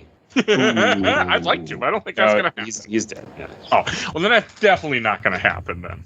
I'm not a medium, unfortunately, even though I did watch 7 seasons of that show, but did not learn the power. Good show, by the way. But this is when they talk about the moth, and I really like the moth. I like moths in general. This movie does make them creepier, except nothing beats Mothman Prophecy, making moths creepy, but that's neither here nor there. And then right after this, they do have the scene where you see this is the first time you see the girl in the well, and you see the moths in the guy's house. And I was thinking to myself, why the fuck are you letting moths just fly around your house? Like, that bothered me. Because they're pretty. Yeah, but you don't give them your house. They're like his pet that he but they kills eat and shoves into your people. cloth. But I guess you're making skin clothes, it won't matter. So Some moths okay. Yeah. attack cloths, not all of them. All right. Also, Buffalo Bill's a little bit off, you know? Yes. He may not be thinking. Discussion. Because it bothered me. I wouldn't want my moth flying around. They could get hurt. What kind of person listens to Q Lazarus? Really? Well, he's got the whole his thing. I think they do it. They discuss it in the books a lot more, where he's into transformation, and the cocoons are part of the transformation process. Which when we think about him, cutting off women's skin and wearing it like as a cocoon to become, what he wants to be in the end. Which there's a huge discussion to be had about how problematic. We're gonna get there. Yeah. I just think it's Also, me and Tiff were having this conversation when we were watching this movie. Like, why is there a well in his basement? But yeah, that's why I took an old farmhouse. Yeah. Like, they just had stuff like that they would have just covered up, and then he just found it and dug it, or uncovered it, and then decided to throw women inside of it. So, I think that was in the Ring too. The well in the basement. Mm-hmm. Yes. It was. Probably not this. I've seen it once. I don't know why. There was also a well in the basement in Big Trouble in Little China. Yes. They're ominous and creepy. Yeah, but he's in a wheelchair and it's great. So. But that's when he almost falls down. With that movie you fell asleep through we were watching? I tried really hard. I didn't even get halfway through. But and it's just okay, no, then it goes back to the third time Clarice at the hospital. I do like how Dr. Chilton handles this, where he's just visibly upset. He's like, I should be included, and he's like, I have rights, and I just laugh at that. Like, what kind of rights? That's a good line for that, because like you work here. Like, your rights are you get a check and you run a fucking hospital. Like, you don't need to be included in this. And the Looney Tunes is probably worn off on you. Well, he's a piece of shit. So yeah. Here's the thing about Chilton. Chilton is a vainglorious bastard. And the show and various other media go into more about Frederick Chilton being kind of a joke. And when he gets Hannibal in his hospital, it basically starts to build up a real reputation instead of being just kind of like, okay, whatever, shut up. Okay. So, like, he essentially builds his latter career off of Hannibal. And the show even copyrights the phrase Hannibal the Cannibal to show you what kind of piece of shit he is.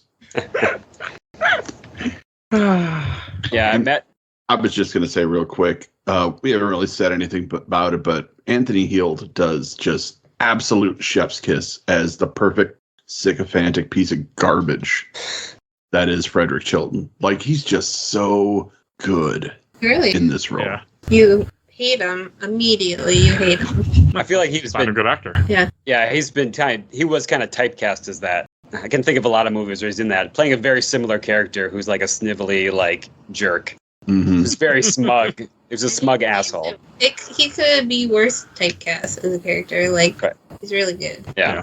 And he leaves. Is this the scene where he leaves the pen around, and the camera makes a very long show of like, this pen is important. Look at this pen. Remember that. That's a tool that'll help us later. Right. Exactly. Intent. How does he get the pen? Like, I could be blind and not figure it out, but how does he take? Well, I assume he's in the restraints when Chilton's in the cell, and then he leaves the pen behind on his cot, and then when they take him out of the restraints, the pen's just still under his covers or whatever. Oh, I guess I thought he went from like wherever he was to like the plane. Yeah, I did too, but that would make more sense. Also, how fucking stupid are you to leave a pen in a serial killer's room? Because he's too arrogant. Okay, I'll take it. He's arrogant. He got goaded into it. He's not a smart man. No. I mean, I have said this many times. You don't have to be smart to be in charge of a building. So no comment. He failed upwards. I think it seems like Chilton's a fail son or something. At least in this movie, I'm like, oh yeah, he doesn't really care about medicine or science. He just wanted a plum position or something. I don't know. That's fair. He was there long enough to get promoted. Right, exactly. Yes. That does happen. And this is also when they give him the offer. I took it originally that Clarice didn't know that the offer was fake, but then you find out later she does know it was fake. Anthrax Island, yes. I mean, he should have known that Anthrax Island wasn't. Like, he's a smart man. I didn't know Anthrax Island wasn't real either. So, hey. You didn't really have suspicion that there was an island called Anthrax. I mean, there is a really Plum Island's a real place that they were going to send him to. Okay. It's where they did animal disease testing, and that's the joke. But Clarice is playing a joke. It's in Long Island, New York. But I mean, it seems reasonable to me that they would offer a convict something like this in order to rescue a senator's daughter. I kind of feel for him. Like, he was buying it hook, line, and sinker, and then it was gone, and I don't know. I just felt bad in that single moment. Yeah, I think you're supposed to, because this is also when he gets her to open up about a little bit about her past. Like, she talks about how she lived with, I think this is when he says, that did he have you perform for that and the way he says it. I mean, creepy as fuck again, but like, it's a good scene. I don't think he bought it for a second. Oh, I wasn't sure. I think he was like, okay, I'm going to play along because this is my chance. I have a pen. I have an apple. Apple pen. And apple pen, of course, being escape time. Not smoky time. So I don't think Hannibal for 1 second thought that was a legitimate deal because it's too sweet. It is a plum placement. And after 8 years in this basement, they're not just going to give him something like that. I think he knew. It's the I agree. beach, like the walk on the beach, that I'm like, you can't be stupid enough to believe that they'd let you free on a beach. Okay, that part did seem a little unbelievable. Like, there'll be snipers, yeah, but then the idea is not to have you just get shot and killed. Like, if they were going to do that, they'd just execute you. Right. And they wouldn't execute you with a sniper rifle, because that'd be quicker and painless. They'd electrocute you, so... I mean, I'd rather be shot, especially if you don't know it's coming. You get shot in the back of the head by a sniper rifle, 50-some millimeter, whatever the hell that, you won't know it. Your head would be gone. What happened with it? That's another story. Sorry, I couldn't help them. But, where was I? Oh, and then you get the famous scene, the lotion scene, when they go back to the Buffalo Bill well. I do have a question about this. Yes. So wasn't he like he wanted the skin on her back, right? Or yes, no? I think so. So why is she putting lotion everywhere else on her body? Like, she can't reach her back. He can't climb down there. She'd murder him like she should. She can't. She'd be Hannibal like at that moment. Still wouldn't get out of the well, but she'd kill him. No, she would. You need stretchy skin. And, I hate this, by the way. So, like, if we think about fabric, and the way it stretches. So, you have, like, two-way stretch, you have four-way stretch, and four-way stretch is, like, where you can go up and down and side to side. If you need stretchy fabric, all of it has to be stretchy. If the side, like, if you need it to be stretchy, so the lotion needs to be everywhere. Okay, well, we don't know. Oh, yeah, we do know he wants her back, because he even makes a comment about when he rips off the dress. Yeah, and later on you see the pattern. I mean, I guess you could give her a loofah or something, but then she'd use it. She'd use it as a weapon or something. All right, so what I'm hearing here is that by applying the lotion all over, it keeps the skin moisturized and supple to extend its elasticity even after death. I just wanted to say that sentence. Wouldn't skin rot, though, after you cut it off the body? Well, they have this really cool thing called tanning. Oh, good point. Okay. I was thinking about that earlier too, because I was like, how would he keep it? But we have leather. Yeah. But leather's also usually not done in a basement where you also have somebody kidnapped. So. Well, moths aren't usually done in a basement either. But Yeah. How do you know it's not done in a basement? Have you don't. Seen leather made? No, I haven't. Well, if Ed Gein did it, then.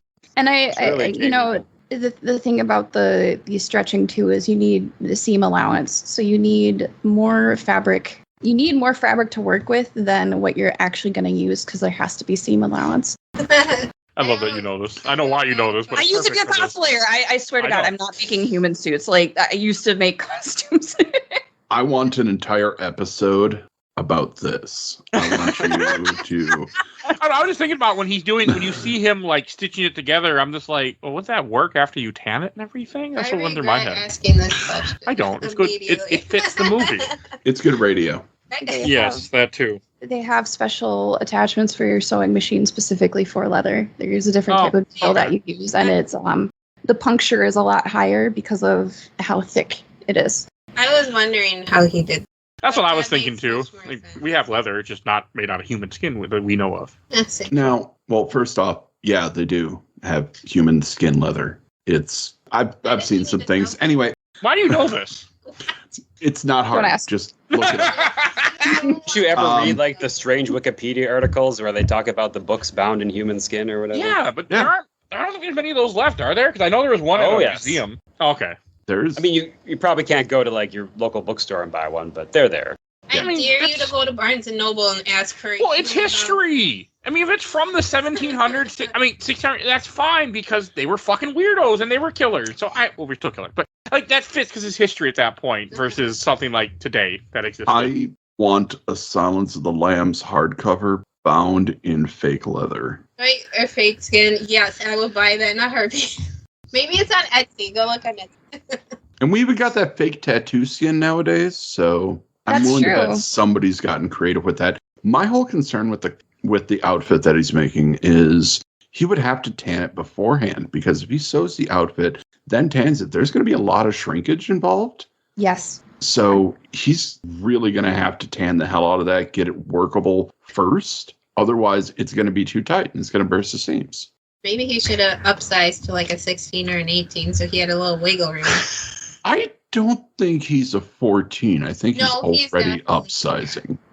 Yeah, I was thinking about that too. I would say he's probably... The other thing about leather is that it's stretchier when it's wet and damp. And then as it dries, it hardens more. So I'm going to stop. I'm going to stop here. I feel like I've done enough in this conversation.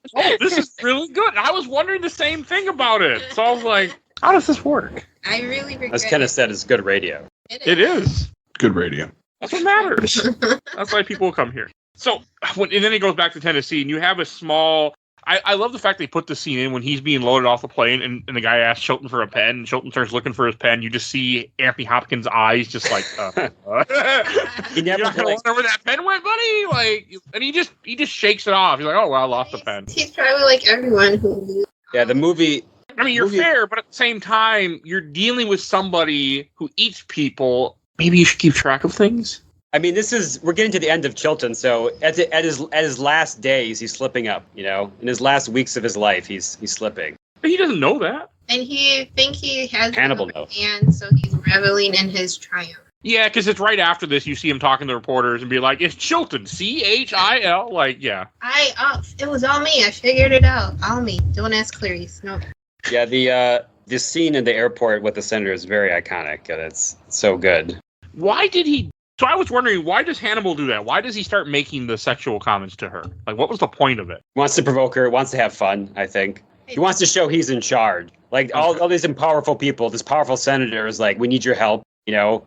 But he wants to show he's in charge, and he wants them to like think they're in charge by going away and then saying, "Oh, you still need me. I have the description of Jamie Gum or whatever." You know. He also he makes her stop so he can say, "I love your suit." And knowing Hannibal and how everything is like coded with him, I think he was alluding to the fact that he already knew that human skin suits were being made. Right. That's right. Oh, okay. I didn't think about that, but that makes sense. I took it as, oh, thank God we finally have somebody who knows how to wear clothing. I'm so tired of this hit with her crappy clothes. But you, madam. I think it could be interpreted in many ways. Because it could be both. Things can be two things. Hannibal's having a good time. He loves those double entendres. So Yeah. He's really into fancy shit, though. Like, before he was in prison, he was like, I'm going to operas. I'm eating the best food. Like, his house was, like, stunning. Like, he's got a taste for the finer things, for sure. He just has money, like, stored up he has access to? Or... I mean, he was a really good psychiatrist. He was, but wouldn't they, like, seize that? If they found it. Haven't you watched enough documentaries about terrible people? I guess so. I need to give you more. No, people hide money. Look at the idiot. Oh God, what the hell was the name? We just watched it. The Backstreet Boy guy. Lou Pearlman? Yeah. There's a whole documentary about him on Netflix right now. It's really good. Which is a song. He was apparently I didn't know this. He had a pyramid scheme too. Mm-hmm. So yeah, did not know that part. I didn't know that part either. But I knew he was a bad guy. Yeah, he was, and they never found all the money. So yeah, Hannibal's got some offshore accounts, I'm sure. You know, I'm sure he was like planning for this. He might also have generational wealth. I mean, he went to medical school, like, you know, even though it was cheaper back in the day, as we all know. Well, they by his bootstraps, right? They talk. The Hannibal book, I think it's Hannibal book or the next book, the terrible prequel, talks about, you know, his family's from Lithuania. Like, the reason he became a cannibal is that his family was cannibalized by Nazis or something. It's so, yeah. That doesn't... It's terrible. No. That's just bad writing. Like, that doesn't... You would be a person that... I don't think Dahmer had people that were eating his family at one time. So like, I'm going to eat people too. I think he was just fucking nuts. It's definitely an after the fact. We have to explain this somehow. And so they explained it that way. And Easy. He's nuts. I know. Yeah, I know. Again, we have to sell a book. Thomas Harris, please make us money. So I write a prequel. Funny, the psychiatrist is crazy, but that's been done before. Harley Quinn. Yeah. I mean, not to throw any shade, I have many lovely friends who have majored in the psychiatric arts, but they're not exactly what I would call stable. As a bitch with some brain issues, I've worked with a lot of psychiatrists, and they hit or miss. Mm-hmm. And they're not exactly known to be warm and fuzzy. You can have psychiatrists that care, and then psychiatrists who think that they're better than you and pathologize. And I just want your money. That too. Well, yeah, you're going to make tons of money in the medical field, and definitely going to psychiatry, you're going to make a lot of money. But I think to go into a field that is psychological, as a former psych major, that's what I ended up graduating with. You go into that field because you want to understand yourself or your parents. Okay. Makes sense. Mm-hmm. Want to understand your parents? No, not really. But I also didn't go into that field. Or any I field. was just wondering. So basically, all that to say, Chilton's characterization, not far off. Yes. But Helena, I'm assuming none of them wanted to have you for dinner, so at least there's that, right? We don't know that. I was going to say, what are you basing this assumption on? Yeah, They're all virtual She's alive. visits. They can't get at me, okay? That's all I'm basing it on. Nobody had her with a side of fava beans, so... well, that's good. Not yet, knock on wood. Stop, you're jinxing it. So this is when they then bring Hannibal to they make a makeshift cell. Why do they keep him? Where are they? That too. I don't know if it's explained in the movie. It seems like a hotel of some kind, maybe. I'm not sure. Or a museum? Looks like, I feel like it's probably the airport where they landed. It's not that fancy of a room. They put up some cells. It looks like a convention center. It looks like a space that was converted into a big cell. Because if you pan to the walls, there's looks like a hotel because they have the elevator. That's what went through my brain. Right. It does look like a hotel because they kind of the area at the bottom looks like a lobby where the police are. Why didn't they just send him back? Why are you keeping this guy in a freaking makeshift cell? He might be useful. They were flying Delta. I'm gonna look it up. The flights got canceled. They got stuck. What are you gonna do? Plus, he's at the airport? already given information. Yeah, he might have more that he's holding out. It was filmed. It was filmed at the Memphis Town Hall. Oh. Oh wait. Far off, I guess. Oh no! It was. I'm sorry. It was made up as the Memphis Town Hall, but it was really filmed at the Allegheny Sailors and Soldiers Museum in Pittsburgh. So in the movie, it's supposed to be the Town Hall of Memphis.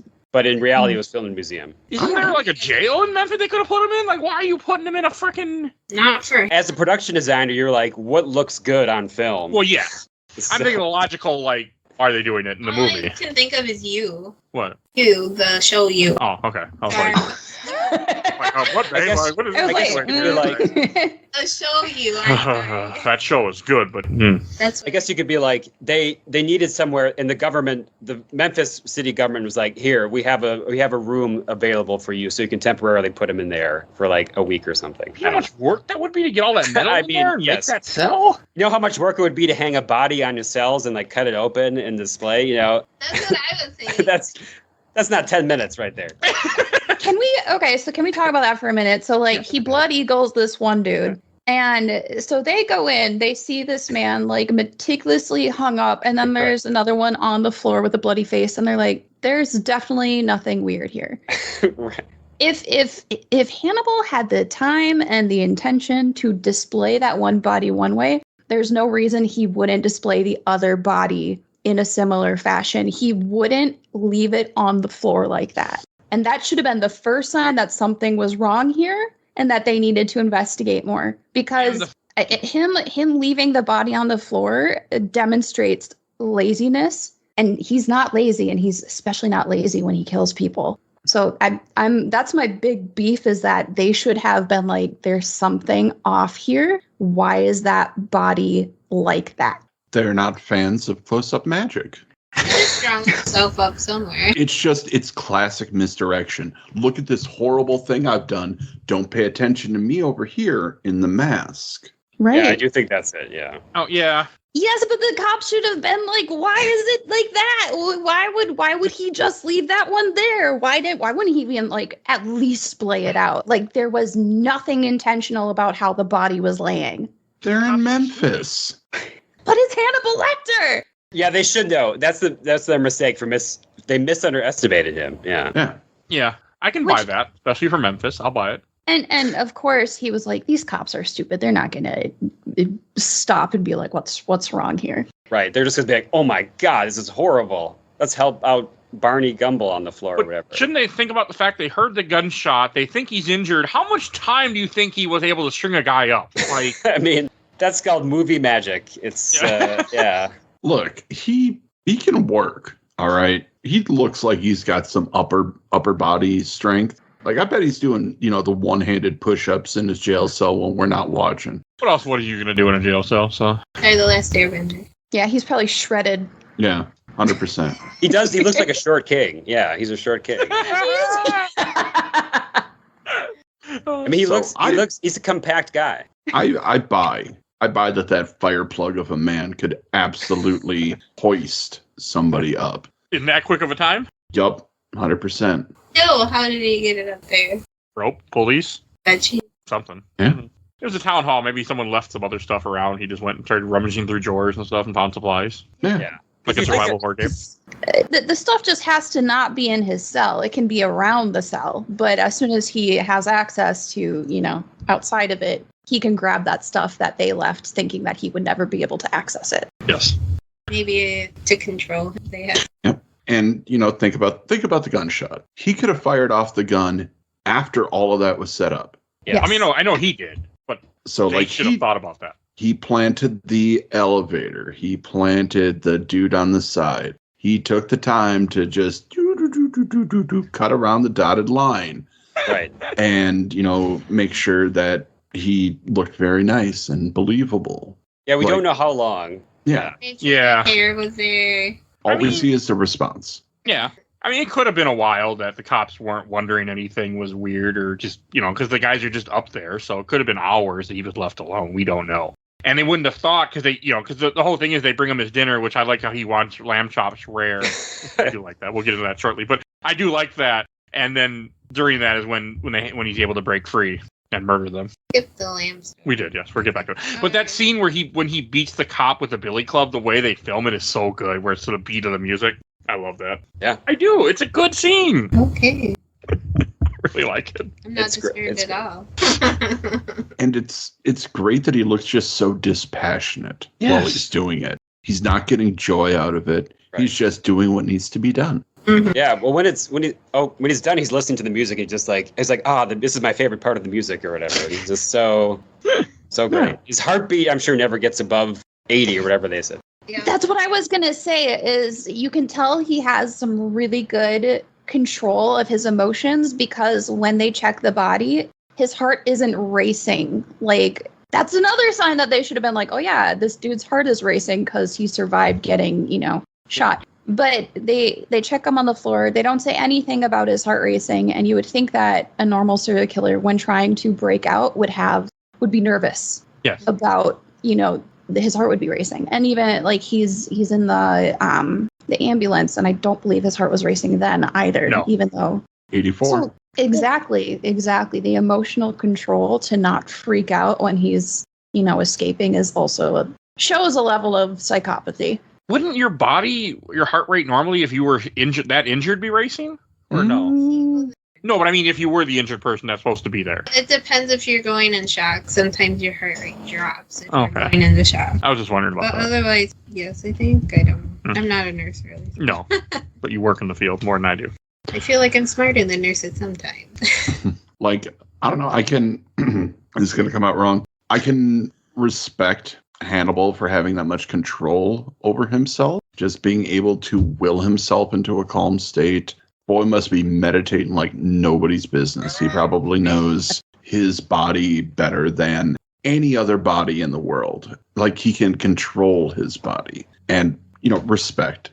Absolute respect. I think you can respect the strat with not, while not, approving the behavior. That's fair. Ken, would you say you would call him the late, great Hannibal Lecter? Like he was a real person? Just wondering. Yes. I had to. As soon as you started talking, I was sitting there Googling the quote to find it. I was thinking of making that my funny intro, but I thought of the late, great Peter Bingham-Pankratz. That would have been good. Ken, you're speechless now. Wow. What can you do in response to that? You can't say anything in response to the late, great Hannibal Lecter. There's really nothing more to say. There really isn't. I love that so much. It's so stupid. But, and then right before this, before he breaks out, you had the scene when Clarice comes and talks to him and tells him about the lamb story because he pretty much forces her to. That scene is great. It is. Just the way she talks, like in a whisper, and her expressions and her emotions. Great acting. Yeah. I mean, Jodie Foster can act. No question there. Like, this is another, in the way they film it and everything, and the way that she breaks down, and then he actually puts the information in the case file that she needs and makes sure she gets it when the cops are taking her away. And she breaks out of the hold of like 3 men. That I don't really believe, but maybe. I take it as 1, they're idiots, and 2, they were not holding her. They weren't. What's the word I want here? They damn were it. just walking her out, not restraining. That too, but they also were underestimating her. Oh, 100%. That's how I take it, and I think that's what it's going for, and that's what it means. And she's little, so she probably just squirmed out. But they're also like, just let her get her damn. Like, and they're all upset too. You can see how visibly upset they are that she went and got her paper. Like, you want him to keep the papers? She's probably shredded too. She's got FBI training. She's jogging all the time. Like, she's also like a well-oiled machine. But I have to talk about the very sensual finger touching, which is the only person that Hannibal has touched since arrest, presumably, that he has not hurt. But she's fully within his grasp, and it would be totally like you would expect his character to attack her. But he's more like, let me diddle your finger a little bit. Like, and I think comfortable. Yeah, but he feels a connection with her too, I think. I think so. I think he's into her, which we, see later in the next book. But or we won't, because I don't want to watch that movie. Now I kind of just to see how bad it is. You've never seen it? The second one? Yeah. I think I've seen parts of it, but like I said, Jodie Foster wasn't in it, so they feed people to pigs in one point. It's just a dumb movie. So I didn't want anything to do with it because they switched the main character. Just watch the show. Yeah. Just watch the show. No, you say that. And we did. We watched that's because you went to sleep probably. Oh. Where you put a blanket over yourself and then I'm going to watch TV. Hannibal, at least, they filmed it a lot of it in Italy, so it does have some good Florence, Italy scenery in it. Okay. I will give it that.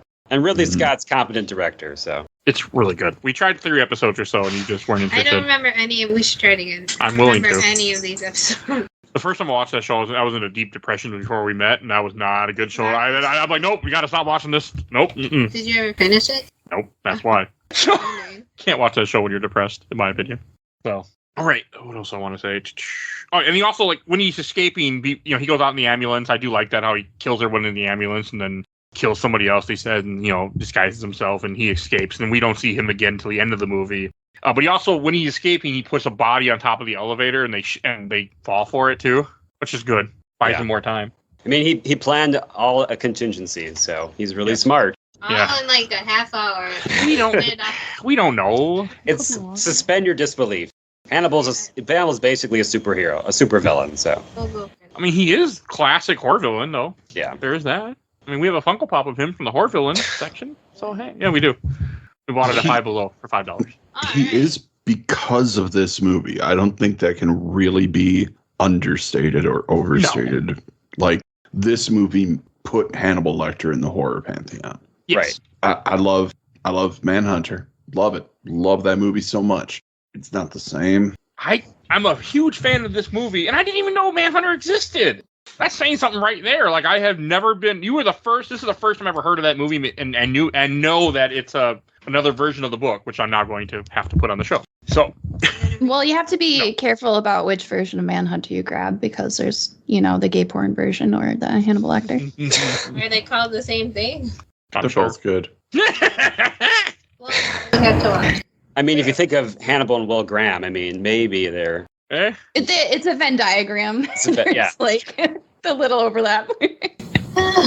Anywho, where are we? We're in the movie. Okay, Hannibal in the ambulance, and then you have Clarice talking to her friend about Hannibal escaping, and she's like, he won't come for me. Like, he will not come for me. Like, where she's worried, like, you should be worried for yourself. She's like, no, I'm fine. He's not. She was very confident. Yeah, she knew that he wasn't that he was going to try to kill her. So, we haven't talked about the friend. Do you recognize the friend? No. The friend was also in another horror movie, Candyman. She was Virginia Madsen's best friend, the one that gets killed in the apartment. Like, she's the one who originally starts the research into Candyman with Virginia Madsen's character. I don't remember her character's name, but yeah, always good to see more horror entries from people that I like. Yeah. And this is when then she goes to Ohio to visit the first family, the first victim, because I think at this point the FBI is about heading to James Gumb's house. We're getting close to that, and they're like, yeah, go, she's off trying to investigate, because of what Hannibal had said is that the first one, we kill what we covet, something like that nature. We covet what we see, and then you can tell he coveted who he killed. Yeah. He coveted somebody who was familiar with it, to him. Yes, not covet what we kill, but that. Yeah. For somebody that might be. Yes, for some. Not for But it's just everything from this point on, I think the movie is just like the way they do it, where, she goes to the house and then she finds a couple clues, and then she ends up at Mrs. Lippman's house, and everything with the FBI going to the one building and her going to the house, the way they film that leading up to it, where you see Buffalo Bill in his house in his basement, the doorbell rings, and the way they do it is so well done. Misdirection. Mm-hmm. Yeah. Yes, and it's amazing. I love it. Especially the first time I saw it. Like, you really, you think it's, and you go, oh, no. When he answers the door and it's her, not the FBI. Like, it's so well done. The editing during this sequence is stupid good. Yes. Like, it is just the tension. And it ratchets up with every cut. Like, you see Bill. Then you see the agents outside. And then you have, Clarice driving, and all of these things just intercutting back and forth. It really just builds up a lot of tension. And then you get the release, and then you do get the, shit. Right. I love it. And this. Sorry, you go. I was gonna say, the way it's when she's in Jamie's house, and you see her walks into the kitchen, and on the left side there's a picture of a moth just on the wall. Yep. Before you see the moth, you see that, and the audience sees it, but Clarice doesn't see it. It's so good. I never noticed that before. Yeah. You watch it again, you'll see it over her shoulder. Yeah. There's also Nazi propaganda stuff for right. swastikas. There's two different Nazi things in his house too. You see, like a flag or something. There's a blanket with swastikas, and there's a poster about "Wake Up America." So that's weird. I feel like I've heard that phrase in more current history. But there's a couple. There's a couple of things that I didn't catch that until one of my more recent watching, where I'm like, oh, hey, there's swastikas in there. Like, nice job, guys. Made him a Nazi. It fits. Because it just makes it more of a villain. Like, you want him to be a villain, and you're showing that neo-Nazis are villains, as you should. That's why. And because when I did catch it, it was after 2016 had happened, for no reason at all why I'm saying that, but it was after 2016. So I'm just going to say that. We do have to talk about a part, though, because it's right before this when you see Buffalo Bill in his skin suit. And how it is super fucking problematic, especially now. Like, it was then too. Yeah, the movie tries to play it both ways. It tries to say he's not, at the term at the time was transsexual. So they say, oh, he's not a real transsexual. He just is just very disturbed. I think, I think we have all very thoughts. It's trying to have it both ways, I think. Yeah. It's the 90s. That's how I take it.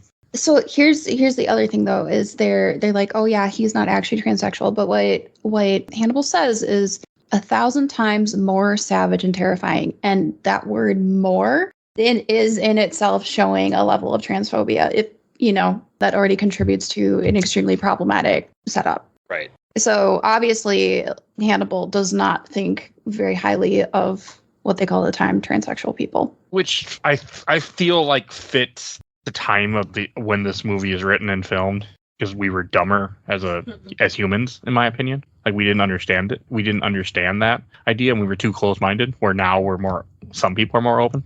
You can name some people that are. Yes. I won't. That's okay. Yeah, at the time, at least, the opinion of the psychiatric community would be that being transgender would be a disorder that need to be corrected or could be treated. Free the gay away. Yeah. So, go ahead. So I've got a little spiel about gender affirming care at the time. So there was only a few centers that did gender affirming care, and one of the ones that they talked about was Johns Hopkins, and it was known as one of the nation's first sex change operations or change of sex operations. So there was a study that was done, I want to say in the 80s or 90s, by the head of the hospital's sexual behavior consultation unit. And the head of it, Dr. Myers, so basically applicants for the change of sex surgery would be assessed on a bunch of different factors like social assimilation, employment and income, stability of residency, legal or psychological difficulties, marital status. And then there wasn't proof of it, but a lot of applicants said that there was also this ability to pass that they were judged on, and people who didn't pass weren't approved for the treatment. And so with Buffalo Bill or James Gumb, he applied at these different places and was, told he didn't meet the criteria. And that could have partially been because he didn't pass or had some kind of like financial or other situation going on. But one of the big critiques about the movie is that one of the baselines for being trans is that it's a self-report, and his self-report was not respected by the doctors. Interesting. And I thought a lot about before we met about whether I should call it James Gumb by he, him, or she, her, and because he's referenced as he, him in like all the media that like talks about the movie, that's why I'm going with that. But I also, if we're looking at like the self-report aspect, I think it would also be appropriate to call James she, her. Yeah, it's done so it's just not good the way it's portrayed in this. But the 90s, that's how I unfortunately have to look at. I try to look at that sometimes. Like this is the era. They probably thought they did a good job. Yeah. Oh, I don't think they did. Oh. I was giving them the benefit of the doubt. Okay. Yeah, no, if I remember correctly, I seem to remember that Jonathan Demme had to defend this a lot. Okay. Hey, they mentioned Minnesota, which I did appreciate. One of the hospitals you could go to. So, see, Minnesota always being smart. I like Minnesota a lot. Yeah. Well, Progressive state. Wisconsin. I am, and I'm happy I'm not there anymore. So. And Ken. I forgot. So with the transphobia in the Clarice series, they actually addressed the transphobia in one of the episodes. She was confronted by a trans woman who was an informant who told her that the trans panic that was perpetrated by the Buffalo Bill case really impacted the trans community and their ability to transition. So they did bring it up in that series and like address that, like, yeah, this was really fucked up. And, in the world where this is canon, they said, this impacted trans people a lot and you contributed to it. I can see that, though. I mean, that fits. I mean, if having that happen, there are people out there who would grab this and run with it as an excuse not to do it. Nothing to do with it. And it's it's one case of just someone being psychotic. It has nothing to do with using that as a platform to push their wants. Well, I think, there was a recent, so what day is it? It's August 3rd of 2024. We just had the Olympics where a boxer was accused of being a male, even though, she's a cis female.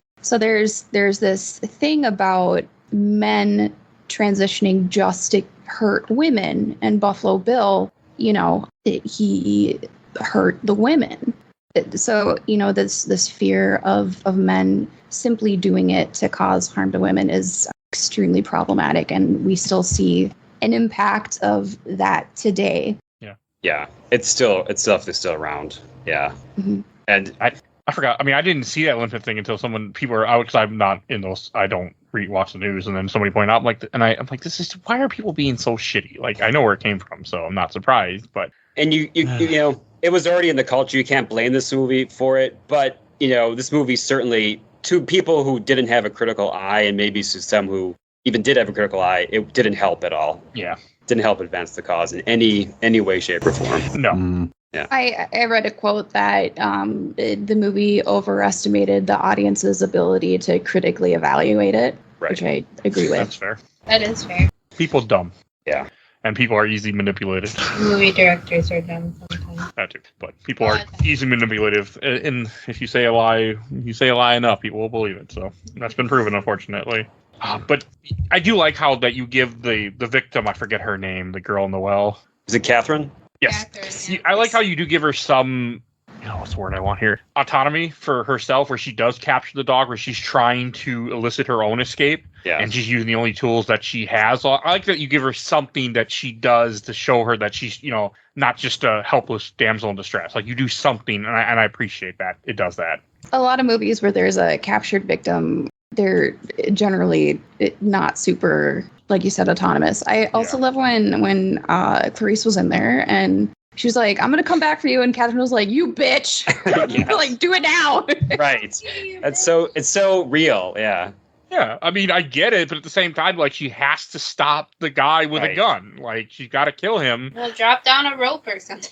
Yeah. I don't think there was any rope in there. Well, there was a string, but I'm sure she could have found something in like a serial killer's house. But in that room that we see, we don't see anything that would be useful. Now, if I saw a ladder, I would have said, hey, there's a ladder right there. Come on now. But there wasn't. I did look for it. Catherine's hangry, too. She's been starved. Yeah. It's real. Like, if you had to be able to get out, but like, if someone was there to rescue you, but they couldn't rescue you at that moment, you'd be very upset. You'd be like, rescue me now. Mm-hmm. No. Well, what if you die? Like, I don't want to be down here. At least I'm up there. I have a chance. Right. What's the thing? Yeah.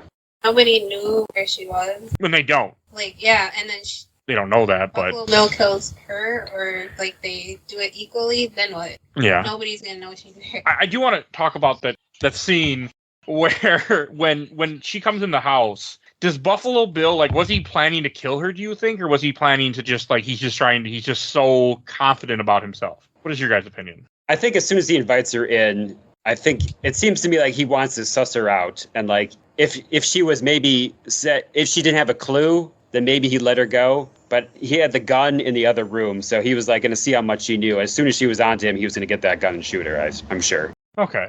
I can agree with that. I took it as that he was just toying with them and too confident, but that makes more sense. If they do show the gun on the stove. And man, is that house messy. My God. Well, yeah. Dishes everywhere about it. I didn't interpret his behavior as very confident. He sounded very shaky and nervous when she spoke to him. Yeah, I think so.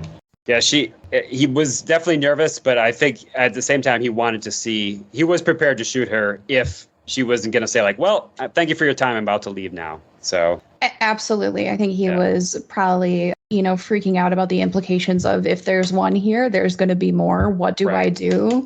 But also, I feel like shooting her would not benefit you in any shape or form, because then they're definitely going to come. But that also presupposes that people knew where she was. Right. Okay. And again, I'm thinking of it in a 2024, not a 1991. She does.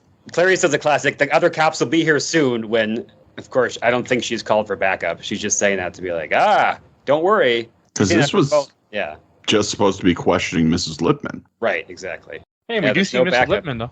Yeah, we do see her. Ugh. Oh, that's slippage. There's a lot of slippage here. Well, the skim on the top is part of the slippage. Yeah. Why would you keep that body there? Well, he's insane. So. Okay. I know, but just like bury it something. Like, shouldn't get rid of a body. Cut it up. You're already cutting other people up. Like, something with it. Digging our hole next to the well. You think cut them up like that? No, if you have a body in that state of decay too, like that whole house is going to reek. You're probably able to smell it from outside the house. Like there's no way Clarice walked in and wasn't like, bruh. Why does that smell? Maybe she just tried to hide it. I mean, hey, we it's been proven in history you can have it in an apartment building like that and the cops will just ignore you. So, hey, there's that too. That's been proven in Milwaukee for you. So. Glad you live in. I am too. Sorry, guys. Sorry. Not sorry. I mean, that was Jeffrey Dahmer was a one-time thing. I know. I just couldn't believe that when I was defend the Milwaukee police who are not competent, but still. We don't technically know if it was a one-time thing. I guess. Could be other serial killers. I guess not. That's true. And this is Wisconsin. We're quite good at it. I don't like the way you said that. Ken. Well, she's never meeting you. Wisconsin has a very disturbing amount of killers from and taking place in. It's kind of a hallmark at this point. Excessive alcohol abuse, Yes. serial killers, and cheese. Yeah. There's so much. I mean, I grew up in Milwaukee. I remember bars everywhere. Like that was. I'm like, and when I got older, I'm like, wait, that's not normal. There's a bar in every corner. Like, I'm like, yeah, because that was a thing. I mean, I don't think it's as much now, but like when I grew up in the 90s, like, that was a thing. Depends on where you are in Minnesota. There are a lot of bars here. I will say that. I mean, But there were down in more, River like, West, we're talking like you know. shit bars. Like you would just walk in, and it would just. I mean, like they just look like little like There's still a shit house bars. converted into a bar in the corner to serve the local, neighborhood. Like, Local yahoos. To clarify, Peter and Kenneth, are you both in Wisconsin? I am currently in the Milwaukee area. I live in Illinois, just south, but I was born and raised in Kenosha. Okay. and I'm from Milwaukee, but live in Minnesota. And he's I like, see. You're surrounded, basically. uh-oh, Helena. I see. Yes. Given what we were Next just week. talking about, what Wisconsin is famous for, this is not a good time to use the words "you're surrounded." Right. I'm like, So we are running out of time, but I do a couple things I do want to mention. Yeah. Like, the first thing that puts her on to Buffalo Bill, she sees a moth flying in his house. Which again, why is the moth flying around your house? Like, I'm not okay with that. They're his I'm pets. still not okay with it. I don't. Bothers care. me. Your son has cockroaches as pets. I know. So. I know he does. Tic Tac and Toe.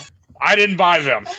I saw Leave it at them. that. You know, they're growing on me. We named them Tic Tac and Toe. She No, did. No, we She named them. They actually are kind of cute little Helena. things. But that's not. No, I did not get them for him. It was someone else.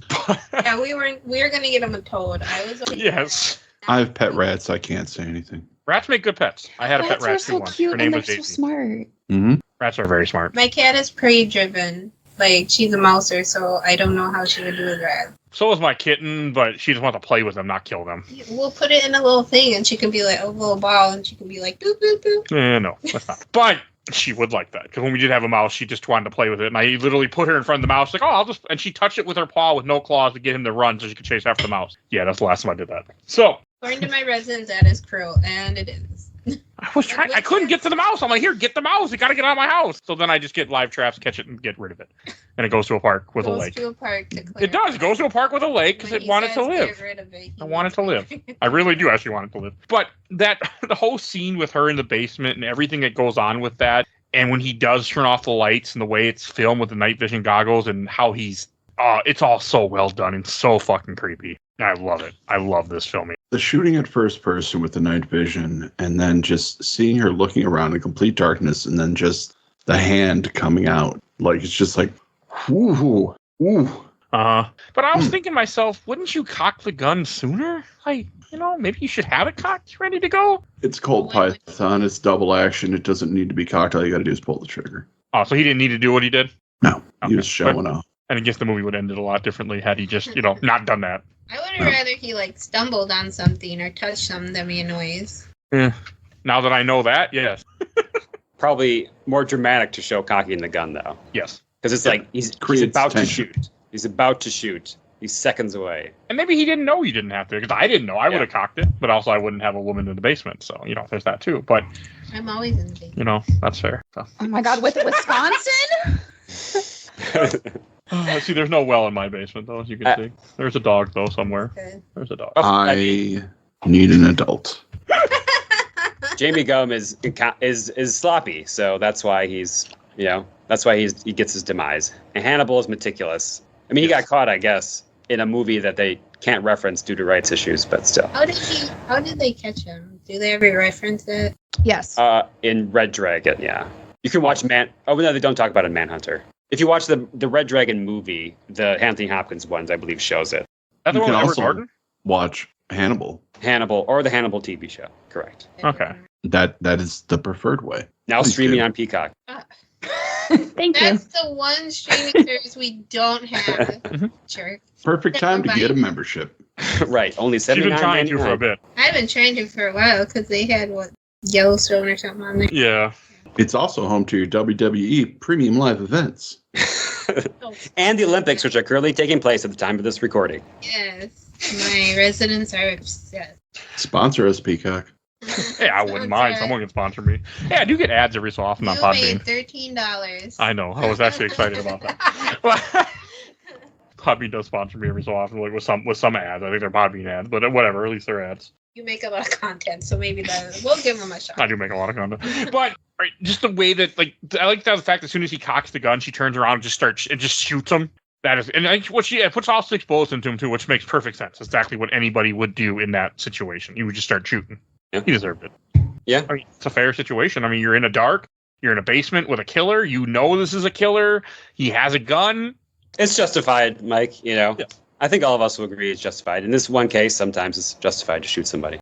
It's interesting because James is really precise with some things. Like the moths that he raises have to be fed a certain way and reared a certain way. And then the sewing, they say that the skill level necessary for working with that medium would have to be really high.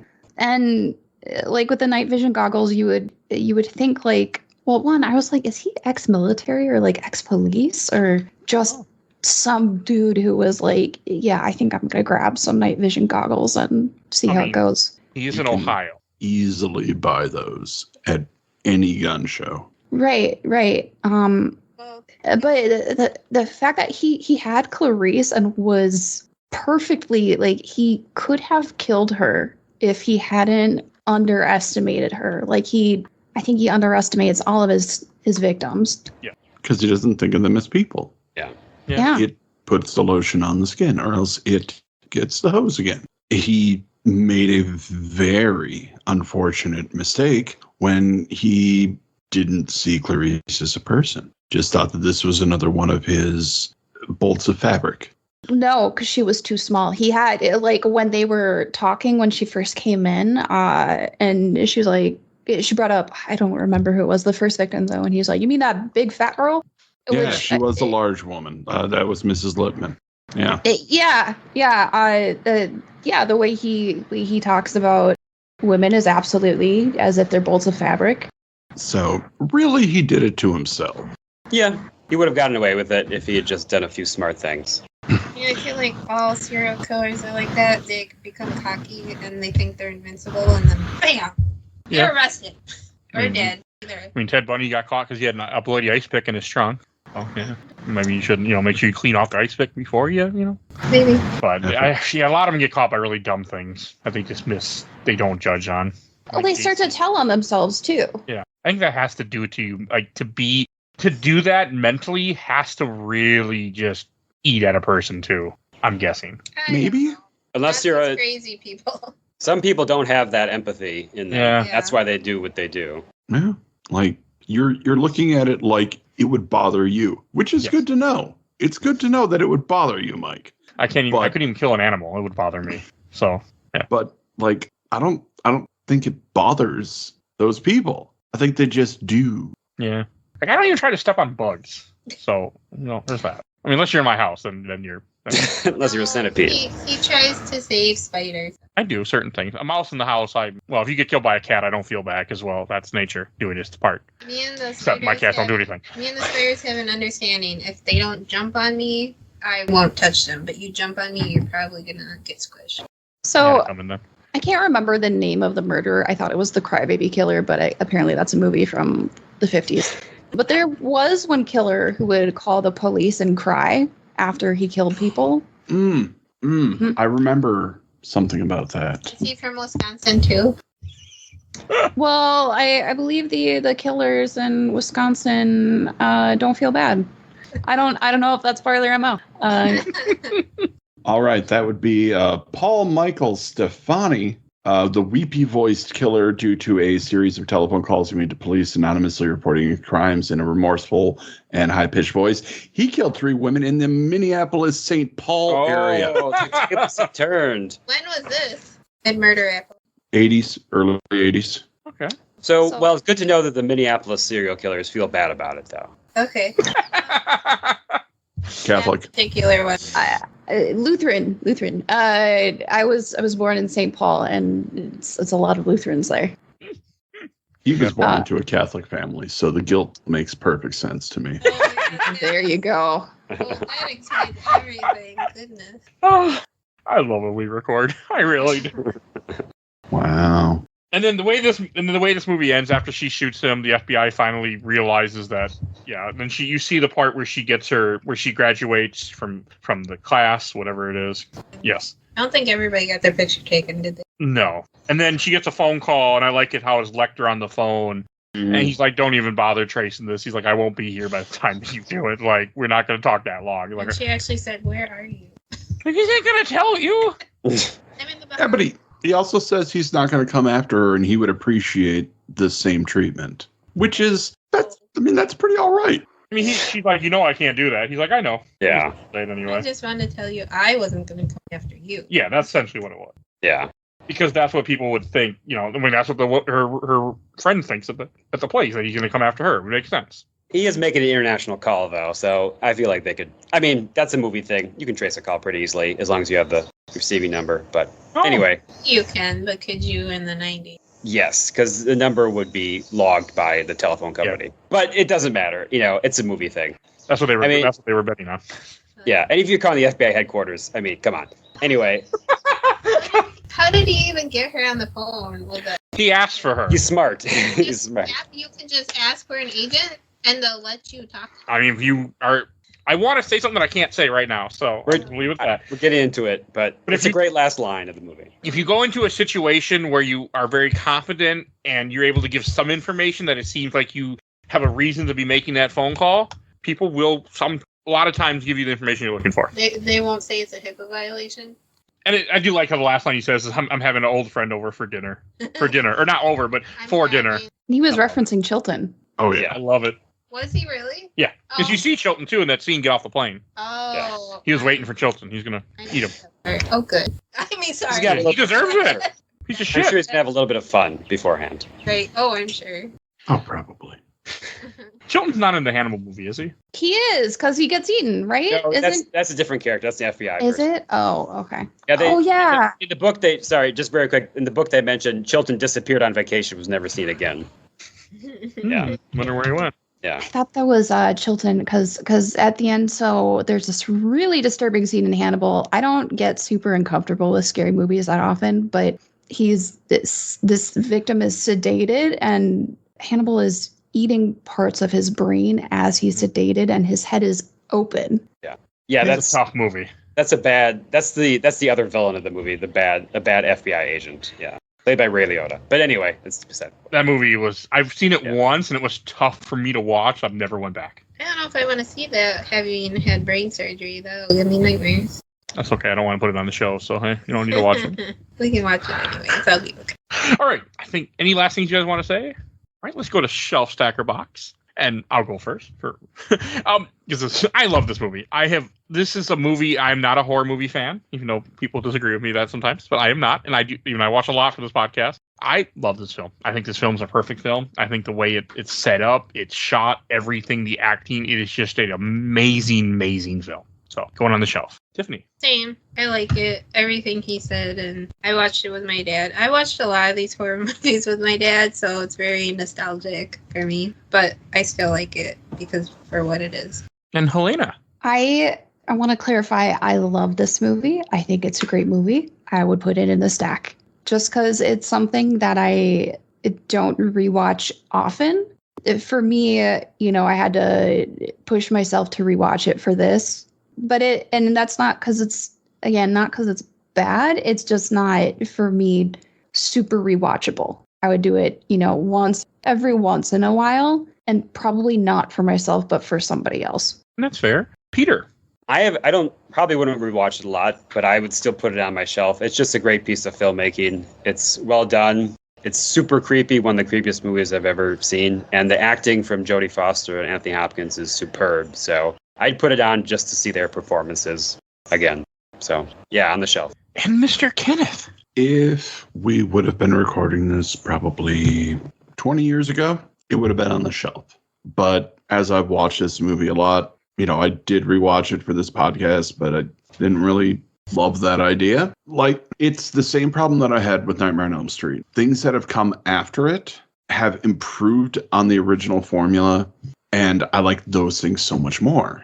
Like, it's hard for me to accept Anthony Hopkins as Hannibal when Mads Mikkelsen is so dreamy and so perfect as Hannibal Lecter. So it's going on the stack for me. High stack. Almost low shelf. But still a stack. I don't know if I'll watch this again.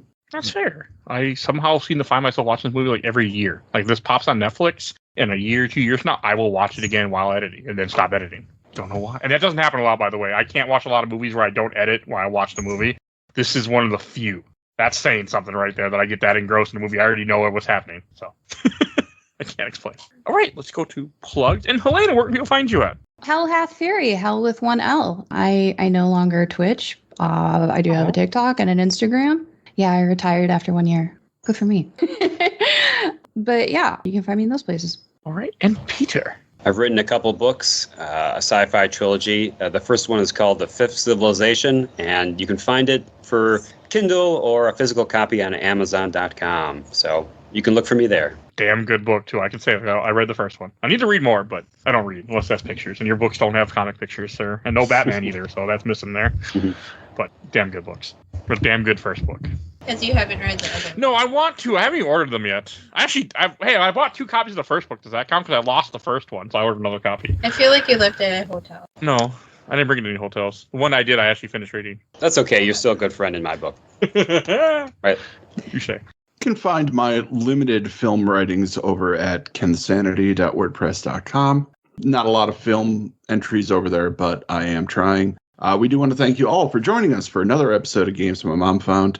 Please make sure to like, subscribe, give us a listen. We do have a Patreon where for as little as $1 a month, you could influence future episodes like this one. But we want to thank our artist for our wonderful intro and outro music. That would be Helena at Hell Hath Fury 1L. You can find on Twitch and thanks, y'all. TikTok. That's the word I was looking for. Oh. I was looking for TikTok. That's why I was making the frantic hand gesture. But thank you again for joining us. This is going to be the worst outro the show has ever had. Who cares? But thank you for joining us as always. See you around. Bye. Bye.